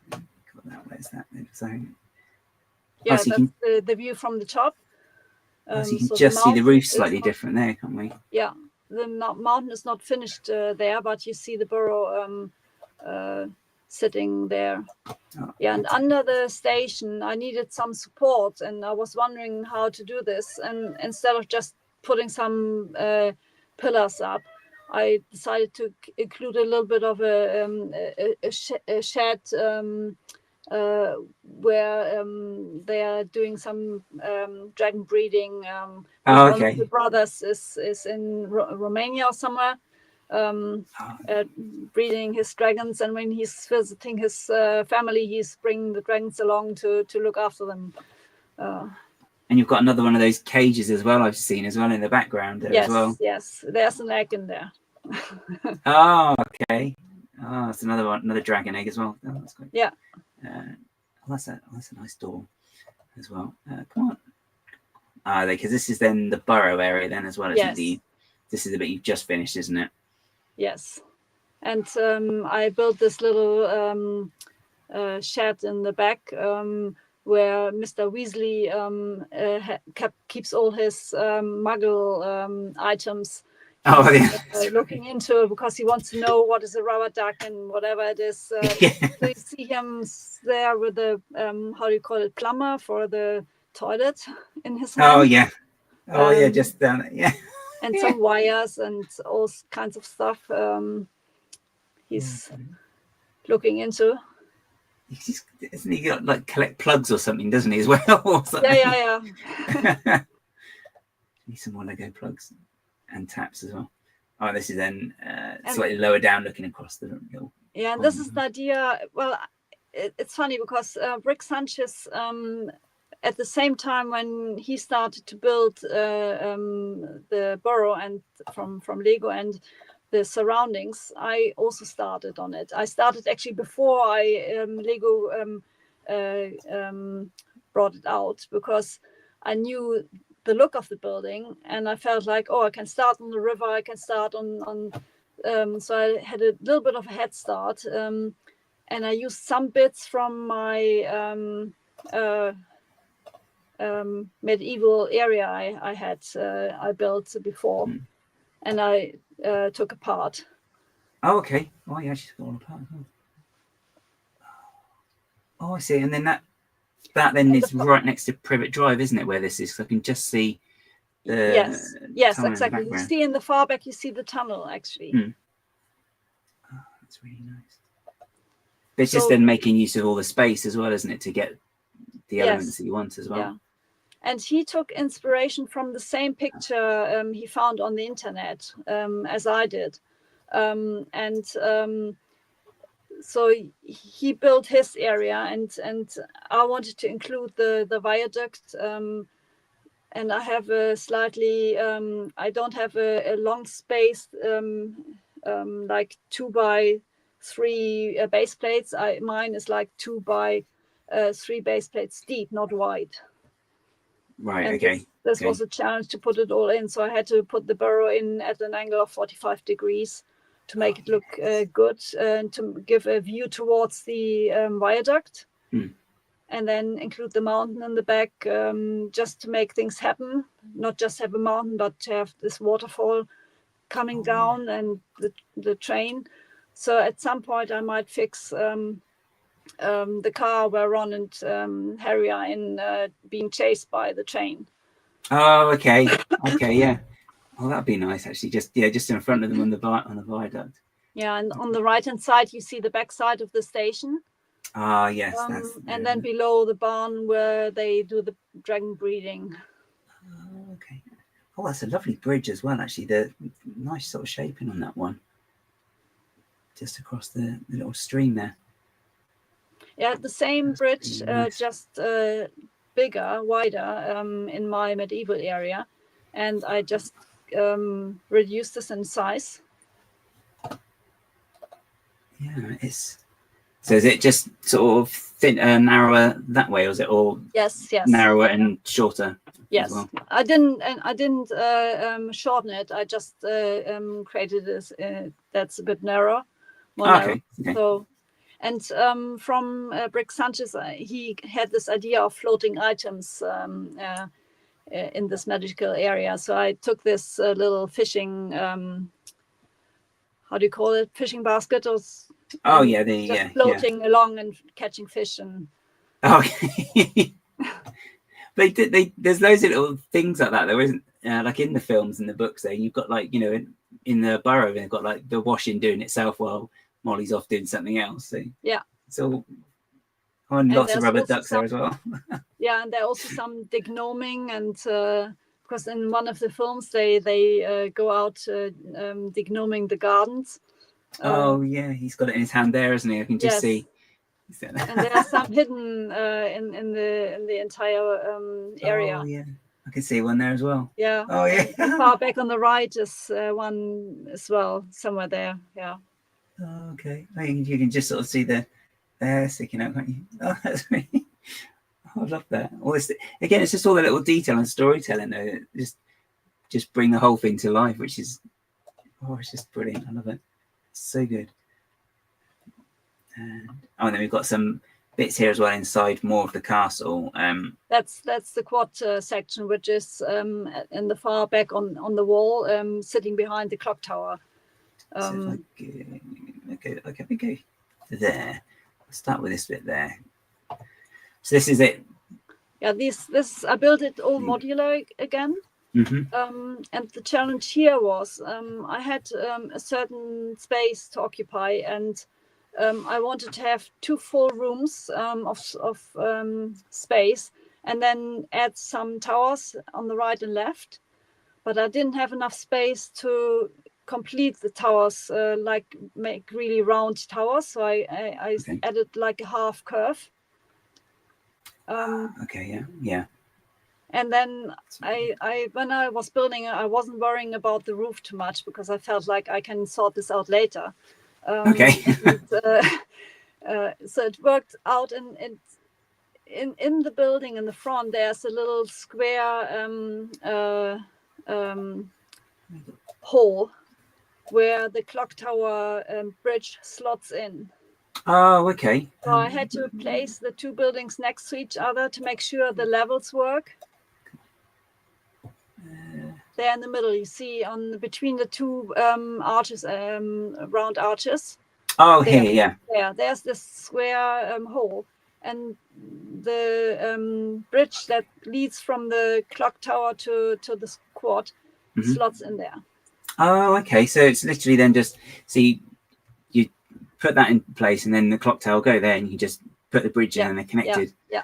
Well, the bridge is connected directly to the clock tower backside, and I can just push it back towards this building, and then it slots in.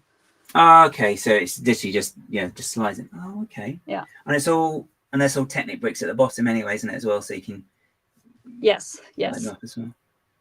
Oh, I've just noticed as well the towers aren't completely symmetrical, are they either? No. You've got the ones slightly, I can't think of the word at all now. It's coming out slightly by just on the top floor. The other one's like the top 2 floors, isn't it, on the other side? Yes. That's really because nice. I was looking at some pictures and from the film, and I saw that they are slightly different, and I wanted to make it a little bit closer to what they were. So it's really lovely. And then you've got not only have we got the exterior there as well, you've got the full interior as well, which it's going to get to in a second. Come on, there you go. So you've got all the different rooms here as well. I knew that when I was building or started to build my Hogwarts, because I want to have a certain size for all the buildings. I wanted to include certain scenes, like iconic scenes, which I remember from the films. And maybe it doesn't all make sense to put them into one section, but I didn't care, because I felt like I want to put this in. Some are from official sets, some are MOCs from a guy called, what's his name? Fancy Bricks. Okay, yeah. I just had to mod them to make them work with the size of my building. And a couple are my own ideas. So. Oh, I see. So you've got Transfiguration Classroom. There's here. one other picture where you can have a closer photo of the entire interiors. Oh, okay, brilliant. Okay, so this is what is it called? The divination class with Professor Trelawney. Yeah, that's. So the left side with the opening leads to the tower bit. This bit here. This one, yeah, that's the tower already. Okay. And the right-hand side is the main room, which I always try to keep to put rooms in. So some extend to the right and left into the tower, and sometimes I just put a little room into the tower itself. Okay. So the idea is, then you just go. It's good though as well. Then it is all sort of connected somehow as well, isn't it? So you see on the left is the tower piece. So the round windows and. Look at all the detail there as well, though. Yeah, because that's kind of like all these sort of mildew and stuff as well, isn't it? With that, you get growing there as well. Yeah. Oh poor Seamus. The details. So this is then Snape's classroom, isn't it? Then? Yes, the potions classroom. Oh, that's really lovely. That's really cool. Let's see. I'm next on what's next. Where we go next? And again, one more. Oh, you're going to the wrong direction. Oh, it's typical gas. Yeah. I wondered why there's. It's like, the pictures of people. Oh, hang on. I'll tell you what. Yeah. Come out this way and go. Okay. Oh, so this is another view then of the divination classroom. Yeah. If you go if you go back to all the pictures, there's one view from the top. Yes. So you see the tower bit with the curtains in there. Oh yes, and that's that big stack of the teacups as well that's in the film, isn't it? That big bits you come in. I added some more teacups later. At the time, I didn't have as many teacups, so I just placed a few. Oh, okay. There's a lot there, isn't there? I'm going to come out and go back into it, because otherwise it's going to take me ages to scroll because the way it's been done. Oh, Harry's bathroom. You can click on that. So, come on. Oh, what? Okay, I definitely clicked on the right one then. Oh, it's just trolling me now. Let's come out. I'll come out of this again. Right. This Click one. on there. Yeah. There you go. Yeah. Right. So this is only in the tower. So there's a fairly small space. So I tried to squeeze in the entire prefect's bathroom. And so I added the water taps, which are running with different colors, and the window. Oh yeah, that's the mermaid. Is it the mermaid? Yes, yeah. Actually, there was another view, wasn't there, with it? Yes, at the that's front. one. There you go. Yeah. This one, yeah. Come on, I could click on it. There you go. Yeah. I love that detail with the with his uniform there as well. That's such a nice little touch as well. It's like he's just chucked his uniform on the floor and jumped in. Yes, exactly. And the foamy bits and the gold neck, where he tries to figure out the secret of the gold neck. Oh, yes. Oh, no, the colours are brilliant. Yeah, because there's just like loads and loads of taps, isn't there, in the film? There's like just loads. Yes.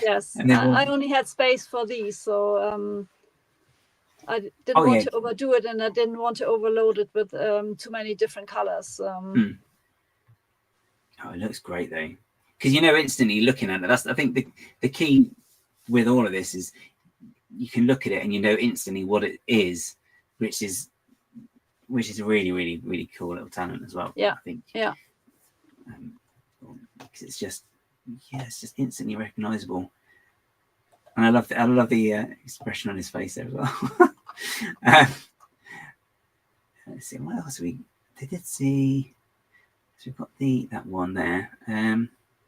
We've got the Slytherin common room here as well, haven't we? Yes. Yeah. Oh, this had another one of those windows in it as well, didn't it? In the background. These windows were designed by Low Life Bricks, and a guy called Sean. So we were talking to each other on Instagram, and he said he's trying to create a business with printed windows, and he could do anything. So he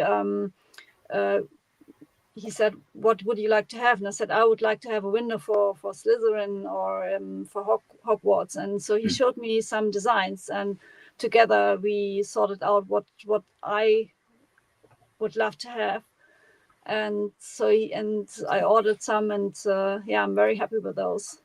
Yeah, I remember we were looking at those the other day, and they're just beautiful prints on them to start with, but then especially when you see them then lit up again in the background like that, it's just, here you go. This is at the bottom of the Dark Tower, isn't it? Yes. So you can see the windows here. This just absolutely fantastic.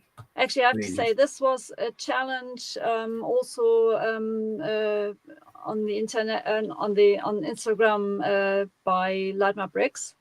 Okay. So they gave a good discount for people to order separate items to light up their projects, and so I used several different elements in this build. So the windows, you can't see it in the film clearly, but the windows are fading in and out with the lights. So it's like it's underwater and there's movement. Then the candles and the fireplace are flickering. Then you have the snake head, which is in the chimney piece yes. Oh yes. I missed that completely. Just lit up with the green color. So I used a lot of different light elements, and I joined the challenge, and it was they managed to post a picture of my MOC without lights. Oh, unfinished. Of course. And it was. I was talking to them and saying, could you change it? And thank you for coming, Alan. Yeah, great to see you guys. And so I was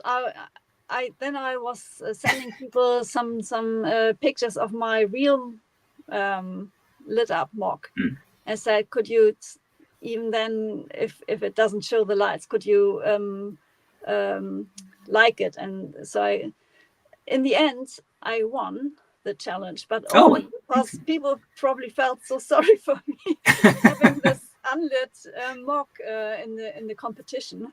And I Light My Bricks did send me some lovely gifts. Brilliant! Good. A prize, but it was was a bit of a disaster. It all ended well. And it's a lovely build. It really is. It's just so many little details. Like, I love all the little snakes you've got everywhere as well, because just to emphasize, it's Slytherin, it's their common room. We've got the snakes, that's their emblem. And I completely missed the snake in the fireplace. I completely missed that. Also, I wanted to give the feeling that they are underground, that they are plants,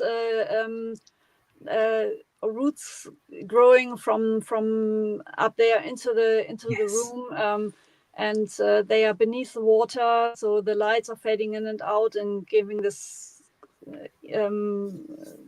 funny glow. And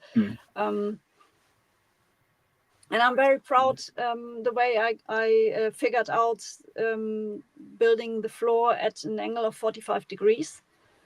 Yes, this because I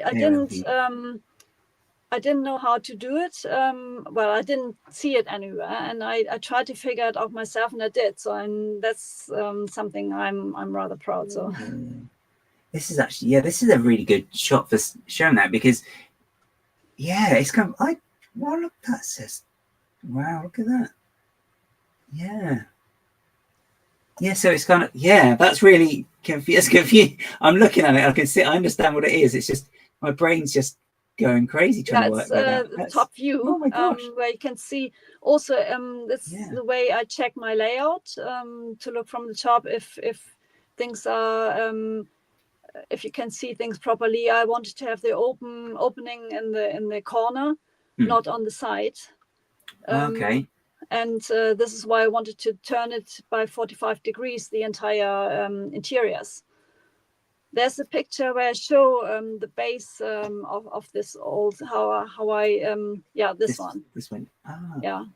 Oh, so wow, I built a layer of plates on top of each other, and then some tiles on top, and then from the corner you can put some elements with an edge, like plates with an edge over it, to fix it, so it doesn't move anymore. Okay. That's really, because I love the way that it's just sort of got these on. It fits in there as well. Oh my gosh, that is such a smart idea. The way that's all come together. How long did that take you to work out? Then, do you think, in the end? I don't know. I was just playing around. You see in the back the arch I tried to put in to see how it might work, how many arches I would be able to squeeze in, to check where could the fireplace be. But my main aim was to achieve this 45 degree angle. And you find sometimes floors where they put in some or how they're called, the 1x2 plates with just one little what's it called?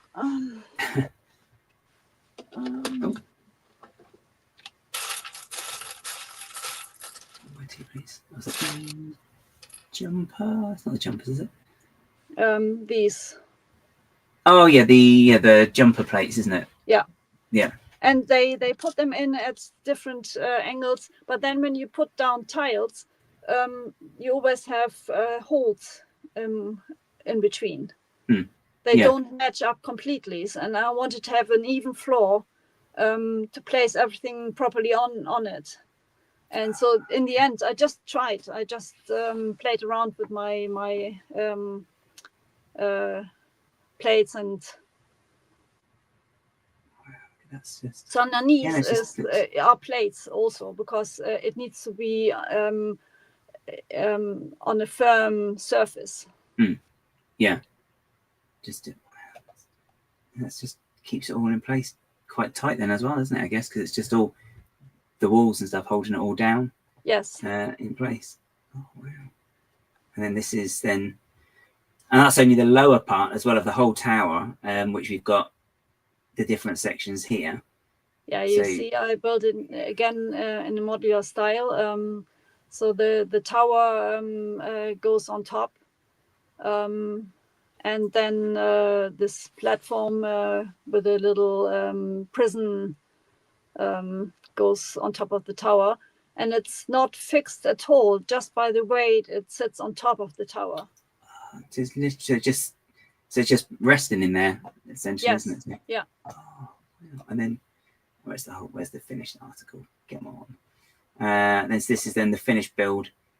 Is there? So you've got this common room, the tower, yes, and the rescue. Yes. It's Sirius's rescue, isn't it? And when you look at the pictures from the tower, the little prison cell is hanging over the edge. Which I okay. to create as well. Yeah, exactly. Oh, yeah. Oh, look at that as well. And I love all the like the plant life climbing up the side of the tower. Yeah. It's just. And yeah, and the backside, on the backside, you see the bluish clear pieces. I put them in where the windows are. So if natural light comes in, it shines through the windows as well. Oh, and gives a nice glow. So even when the lights aren't on, it's still got that light coming through. Yes. That's brilliant. And then we did see it then in situ and Hogwarts, didn't we? Where the pictures? Because that was. Excuse me, sorry. It's just then to the side, isn't it? And Hogwarts, behind where the quad building is. Where are you? I can't see the picture now. Which one are you looking for? It's the picture where it's got we can see. Oh, it's there. Sorry. Yeah, see it. Then that sits then exactly. just behind. Well, I might have to take the dark tower out because it's rather big. Oh, okay. And my plans are to. It's always difficult to decide what to put in if you have restricted space. So I also want to include some scenes from the Forbidden Forest. Okay. And I might add the Forbidden Forest behind the clock tower, where the dark tower currently is. So I might have to take it out because it's huge. And I want to include the spider, Aragog, and the spiders. I want to include, if possible, Professor Umbridge meeting Gorb. Okay, yeah, okay. Something like this. And I also built this MOC. I've got this here. I don't think I gave you some pictures of this, but I've got this sitting here. Oh, okay. I just put that there. Oh, wow. Okay. So I built this, which is the scene on the lake. Oh, wow. And I used the Dagobah set for it. Oh, okay. That's good. So I it's quite useful. Bought a Dagobah set, created the trees which without the hut, and then added more trees to it. So there's the lake. With the stack coming, the Patronus and Harry in front with his with Sirius. Yeah. Oh, yeah. Sirius. And then the Dementors at the top. So I have to reduce this probably a bit in size, but I want to add this to this Forbidden Forest area as well. So there's a lot of details I want to put in still, and so I might have to take the tower out and put it somewhere else. Oh, no. To make Hogwarts bigger somehow. Oh, gosh. Yeah, extend the walls or break through to our next room. Yeah. You just get a bigger, yeah. Oh gosh. Yeah, oh gosh, that's the trouble, isn't it? When you run out of room, it's like, oh gosh, what do I do now? Well, I decided to, as when I finish all my Hogwarts builds and sort of filled the upper shelf, I would start working on the lower shelf, which is my Ninjago area, and I still have some sets I want to put in and light up and sort of integrate.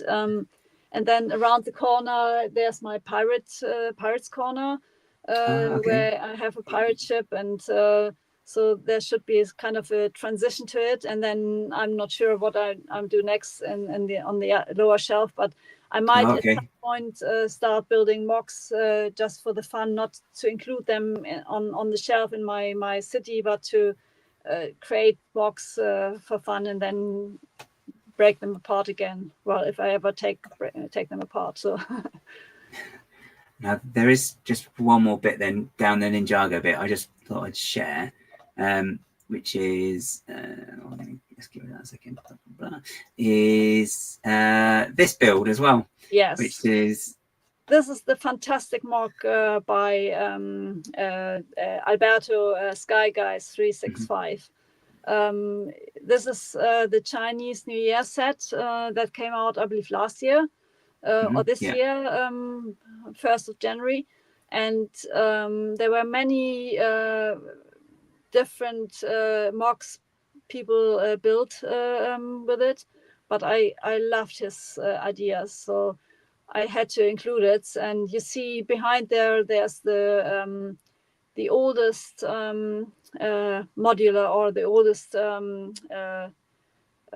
set from Ninjago, which is the Ninjago City. Yeah, and so I connected it, having the little park. This was also a set. What is it called?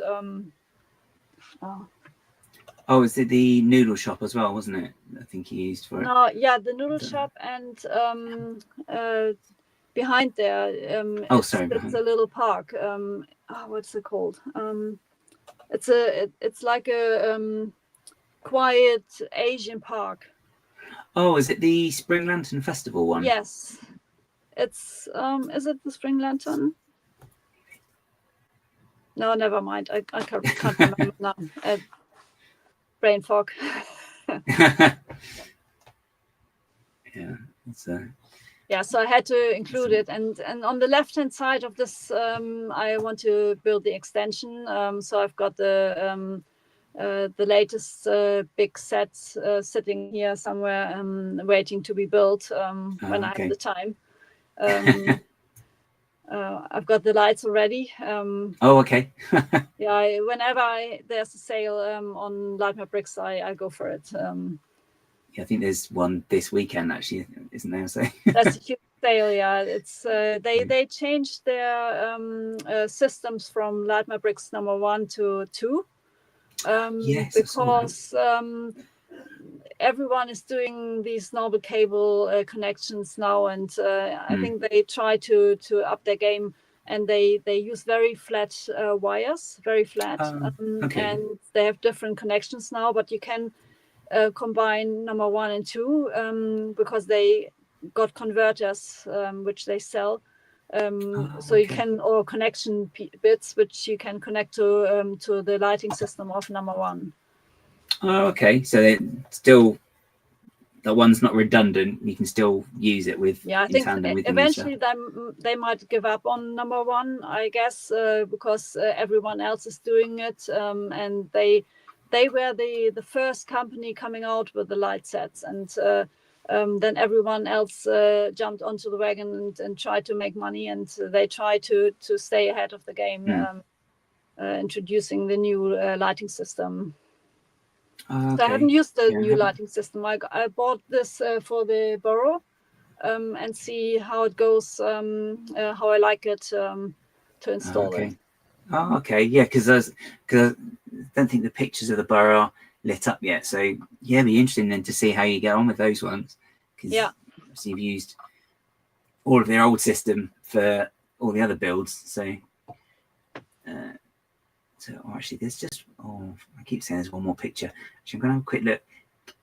That's not. I'm gonna have to just bring up one more picture I've just seen, which is I want to share. For some reason, I can't click on it. Come on, click on the right one. Oh, there you go. So I just share this one, and so this is then the canal in your city as well. Yes, that's my canal. And when I built the canal, I didn't plan this kind of view. I just built the canal because I wanted to have to break up the space next to the market and add some different feature. And so this is the left side, the left wall of the city with the canal in front. And at some point I looked through it and I felt like, oh, this looks really nice. I have to take a picture. So I discover my city in different ways as well. And when you just dream along and just check different angles and you must sort of find that a lot though with your city as well though, when you're just looking at it, you just, I don't know, you go to put a tree and you think, oh, actually that looks really good from that angle, and then yes, just also when I take photos, I like to make sure that the composition is right, that you have a balance in it. And so sometimes I change positions of something because then you don't have everything on the right side and left is empty. And this is how you sort of develop and discover things which look nice. And yeah, you've definitely got an eye for it with these as well. But I guess because you have got so much detail in the city, I think that probably helps with that sort of thing anyway, doesn't it, as well? So it's lovely, absolutely. Oh my gosh, it's absolutely brilliant. It's just I think every time you see a picture, there's just so many other details you see in there. It's like, you know, like you get those Easter eggs all the time. It's like, oh, but there's that now as well. And you just keep going back to just spotting new things in the pictures that just make it new again as well, which is great. So what's next then, apart from the Diagon Alley that we're waiting for James to finish? Actually, sometimes I have the feeling, oh, it's actually not bad that he's taking a bit of time because I can do things in between. And also to build a MOC with so many bricks takes some investment. So it's nice to sort of prepare for it instead of having one after the other, and you think, oh, how am I going to keep up? Yes, that's very true, actually. So building a city on a shelf like this is always the challenge, that you need to make sure that you finish the corners first, which I didn't do with a Diagon Alley corner because the bank is still missing. And I will have to build a MOC underneath it to support the bank. So I haven't decided on this, but in the Hogwarts area behind the clock tower, I might start just to finish the corner, start with a first build of the Forbidden Forest, I don't know. Or I might start and build the background between the hall and the quad with the challenges I wanted to add. I know the space I have available. I have an idea already. I've collected pieces over time to put in. So I have no idea how it turns out, but I've got the idea in my head. So it might be this one. Or I might continue building Hogsmeade. I was checking out some builds or some MOCs on Rebrickable from people. There are some really nice ones. I might be, maybe I'm lazy and just take some of those, or maybe I do my own. I have no idea. But one of those. And do you have? And are there any sort of top tips you can give anybody who's thinking of building a city, apart from, like you say, do the corners first? So are there any other sort of... It depends if you build on a table or on a shelf like I do, where you have a back wall. I think most important is when you build a city make sure you enjoy views when you look at it, that you have sort of corridors where you can see everything, enjoy all the little things you put in, and also start small. I mean, I started just with some buildings, put them together and try to create a scene. And then from there you get the ideas, as I had the dream of a marketplace. Just build a small marketplace and place some modulars around it and see how it goes, add a fountain or something, just create this atmosphere, and you will get the idea what to add. And yes. So only when you're on the top shelf you will be able to add the sky like this, because if you build on a table, you can't add the sky and take photos because it's too high up. Okay, yeah. I mean, and even on a shelf, on a small shelf, when you have an IKEA shelf and you have like 1.5 base plates deep and maybe 3 base plates wide, you can still build a cute little place, because you can sort of add corner buildings and create a little alley, maybe create a little building in the back. You might not see it that much, but you see this detail in the back. Just create some depth into it. So it's not just a front of houses, but little nooks and corners where you can enjoy looking in. And I suppose is where you can have all the extra details in there that maybe that ends up being like one of your favorite spots in the city as well, just because you've got one little scene, or maybe like a little tree or something that you're particularly proud of as well. Johanna from Heidi Toys, she also created some beautiful corners in her city. Her shelf is not that deep, but she placed a little modular she created, or a little mock behind a little alleyway. And so depending on the angle you looked inside, you could see this building lit up, and it just gives this kind of secret, you are drawn to it, and you can see a little bit, not too much. It just gives the city a completely different feeling.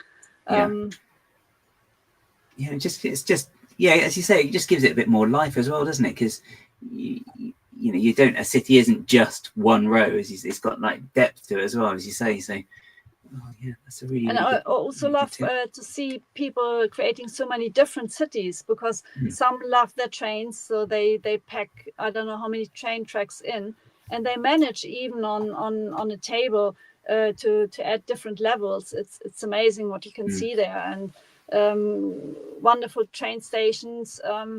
I forgot the name now. What's his name? I think it's something with the beach. I should have written it down. I tag you in it because it's he's done such a great job with his city.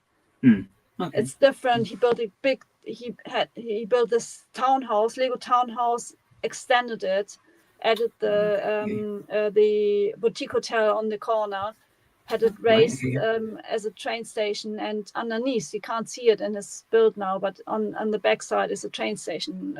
Oh wow! Okay. Wow. Okay. Yep. Oh, brilliant. So more useful information as well for people, which is good. And I suppose that it's probably the difficult thing to answer, but is there one particular part of your city that you're most proud of?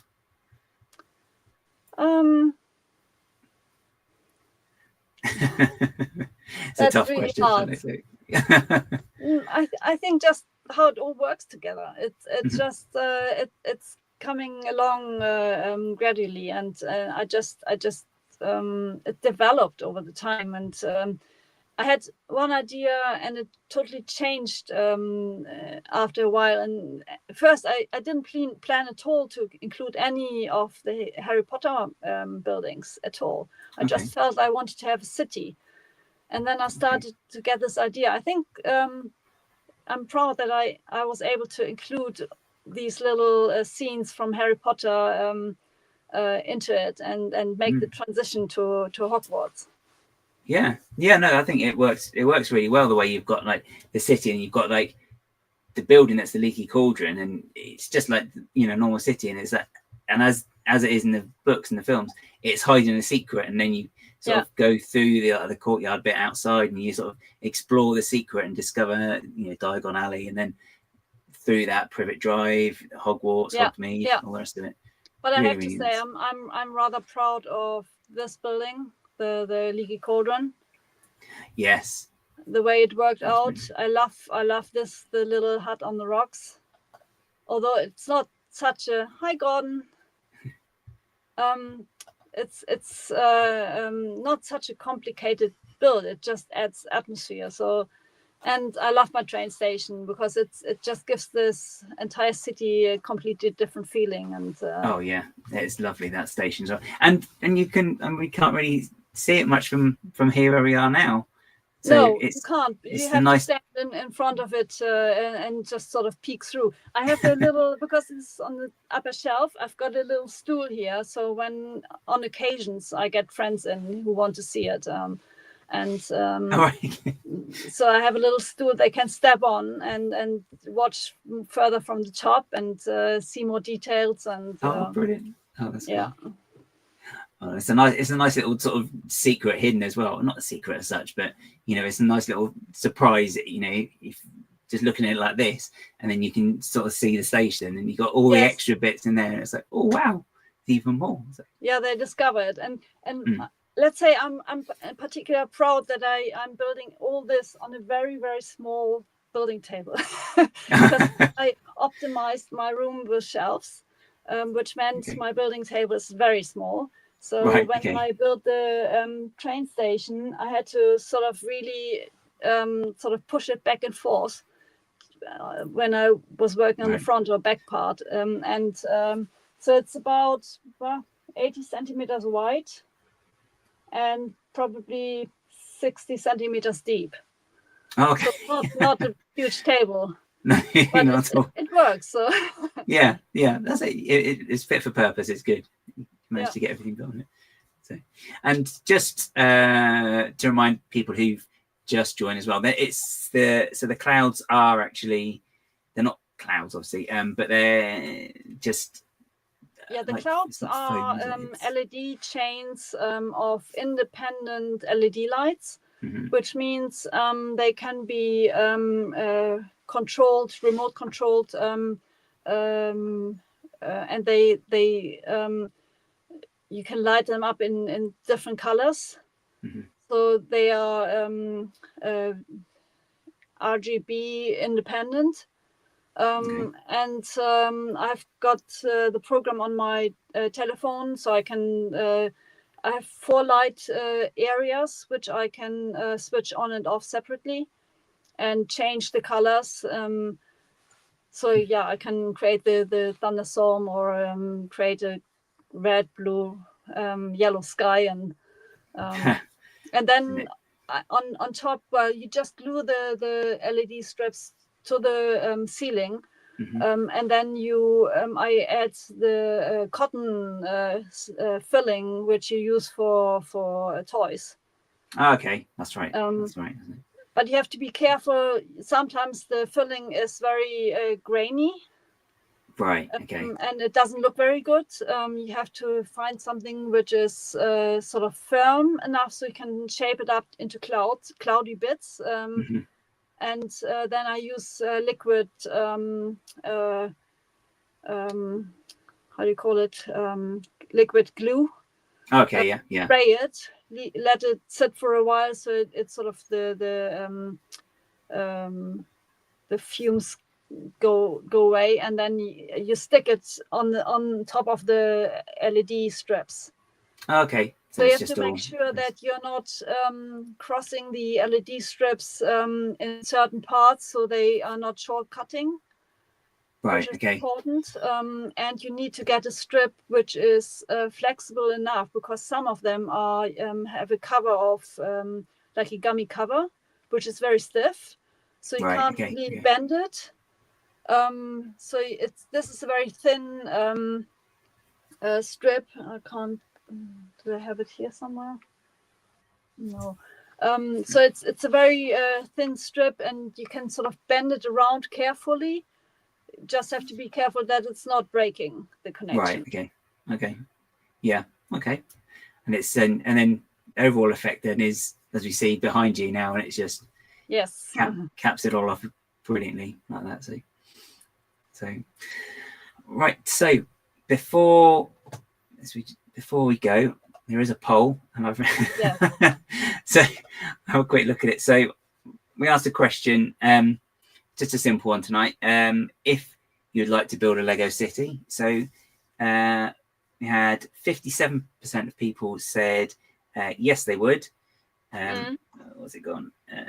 Down the bottom. And no was 10%, and 31% would love to, but they don't have the room at the moment. So that's as I say, start small, because you can even create a small city on a shelf, on an IKEA shelf, when you have like 80 centimeter or 90 centimeter of space. And then just any city, and just start small, as you say, is really good advice as well.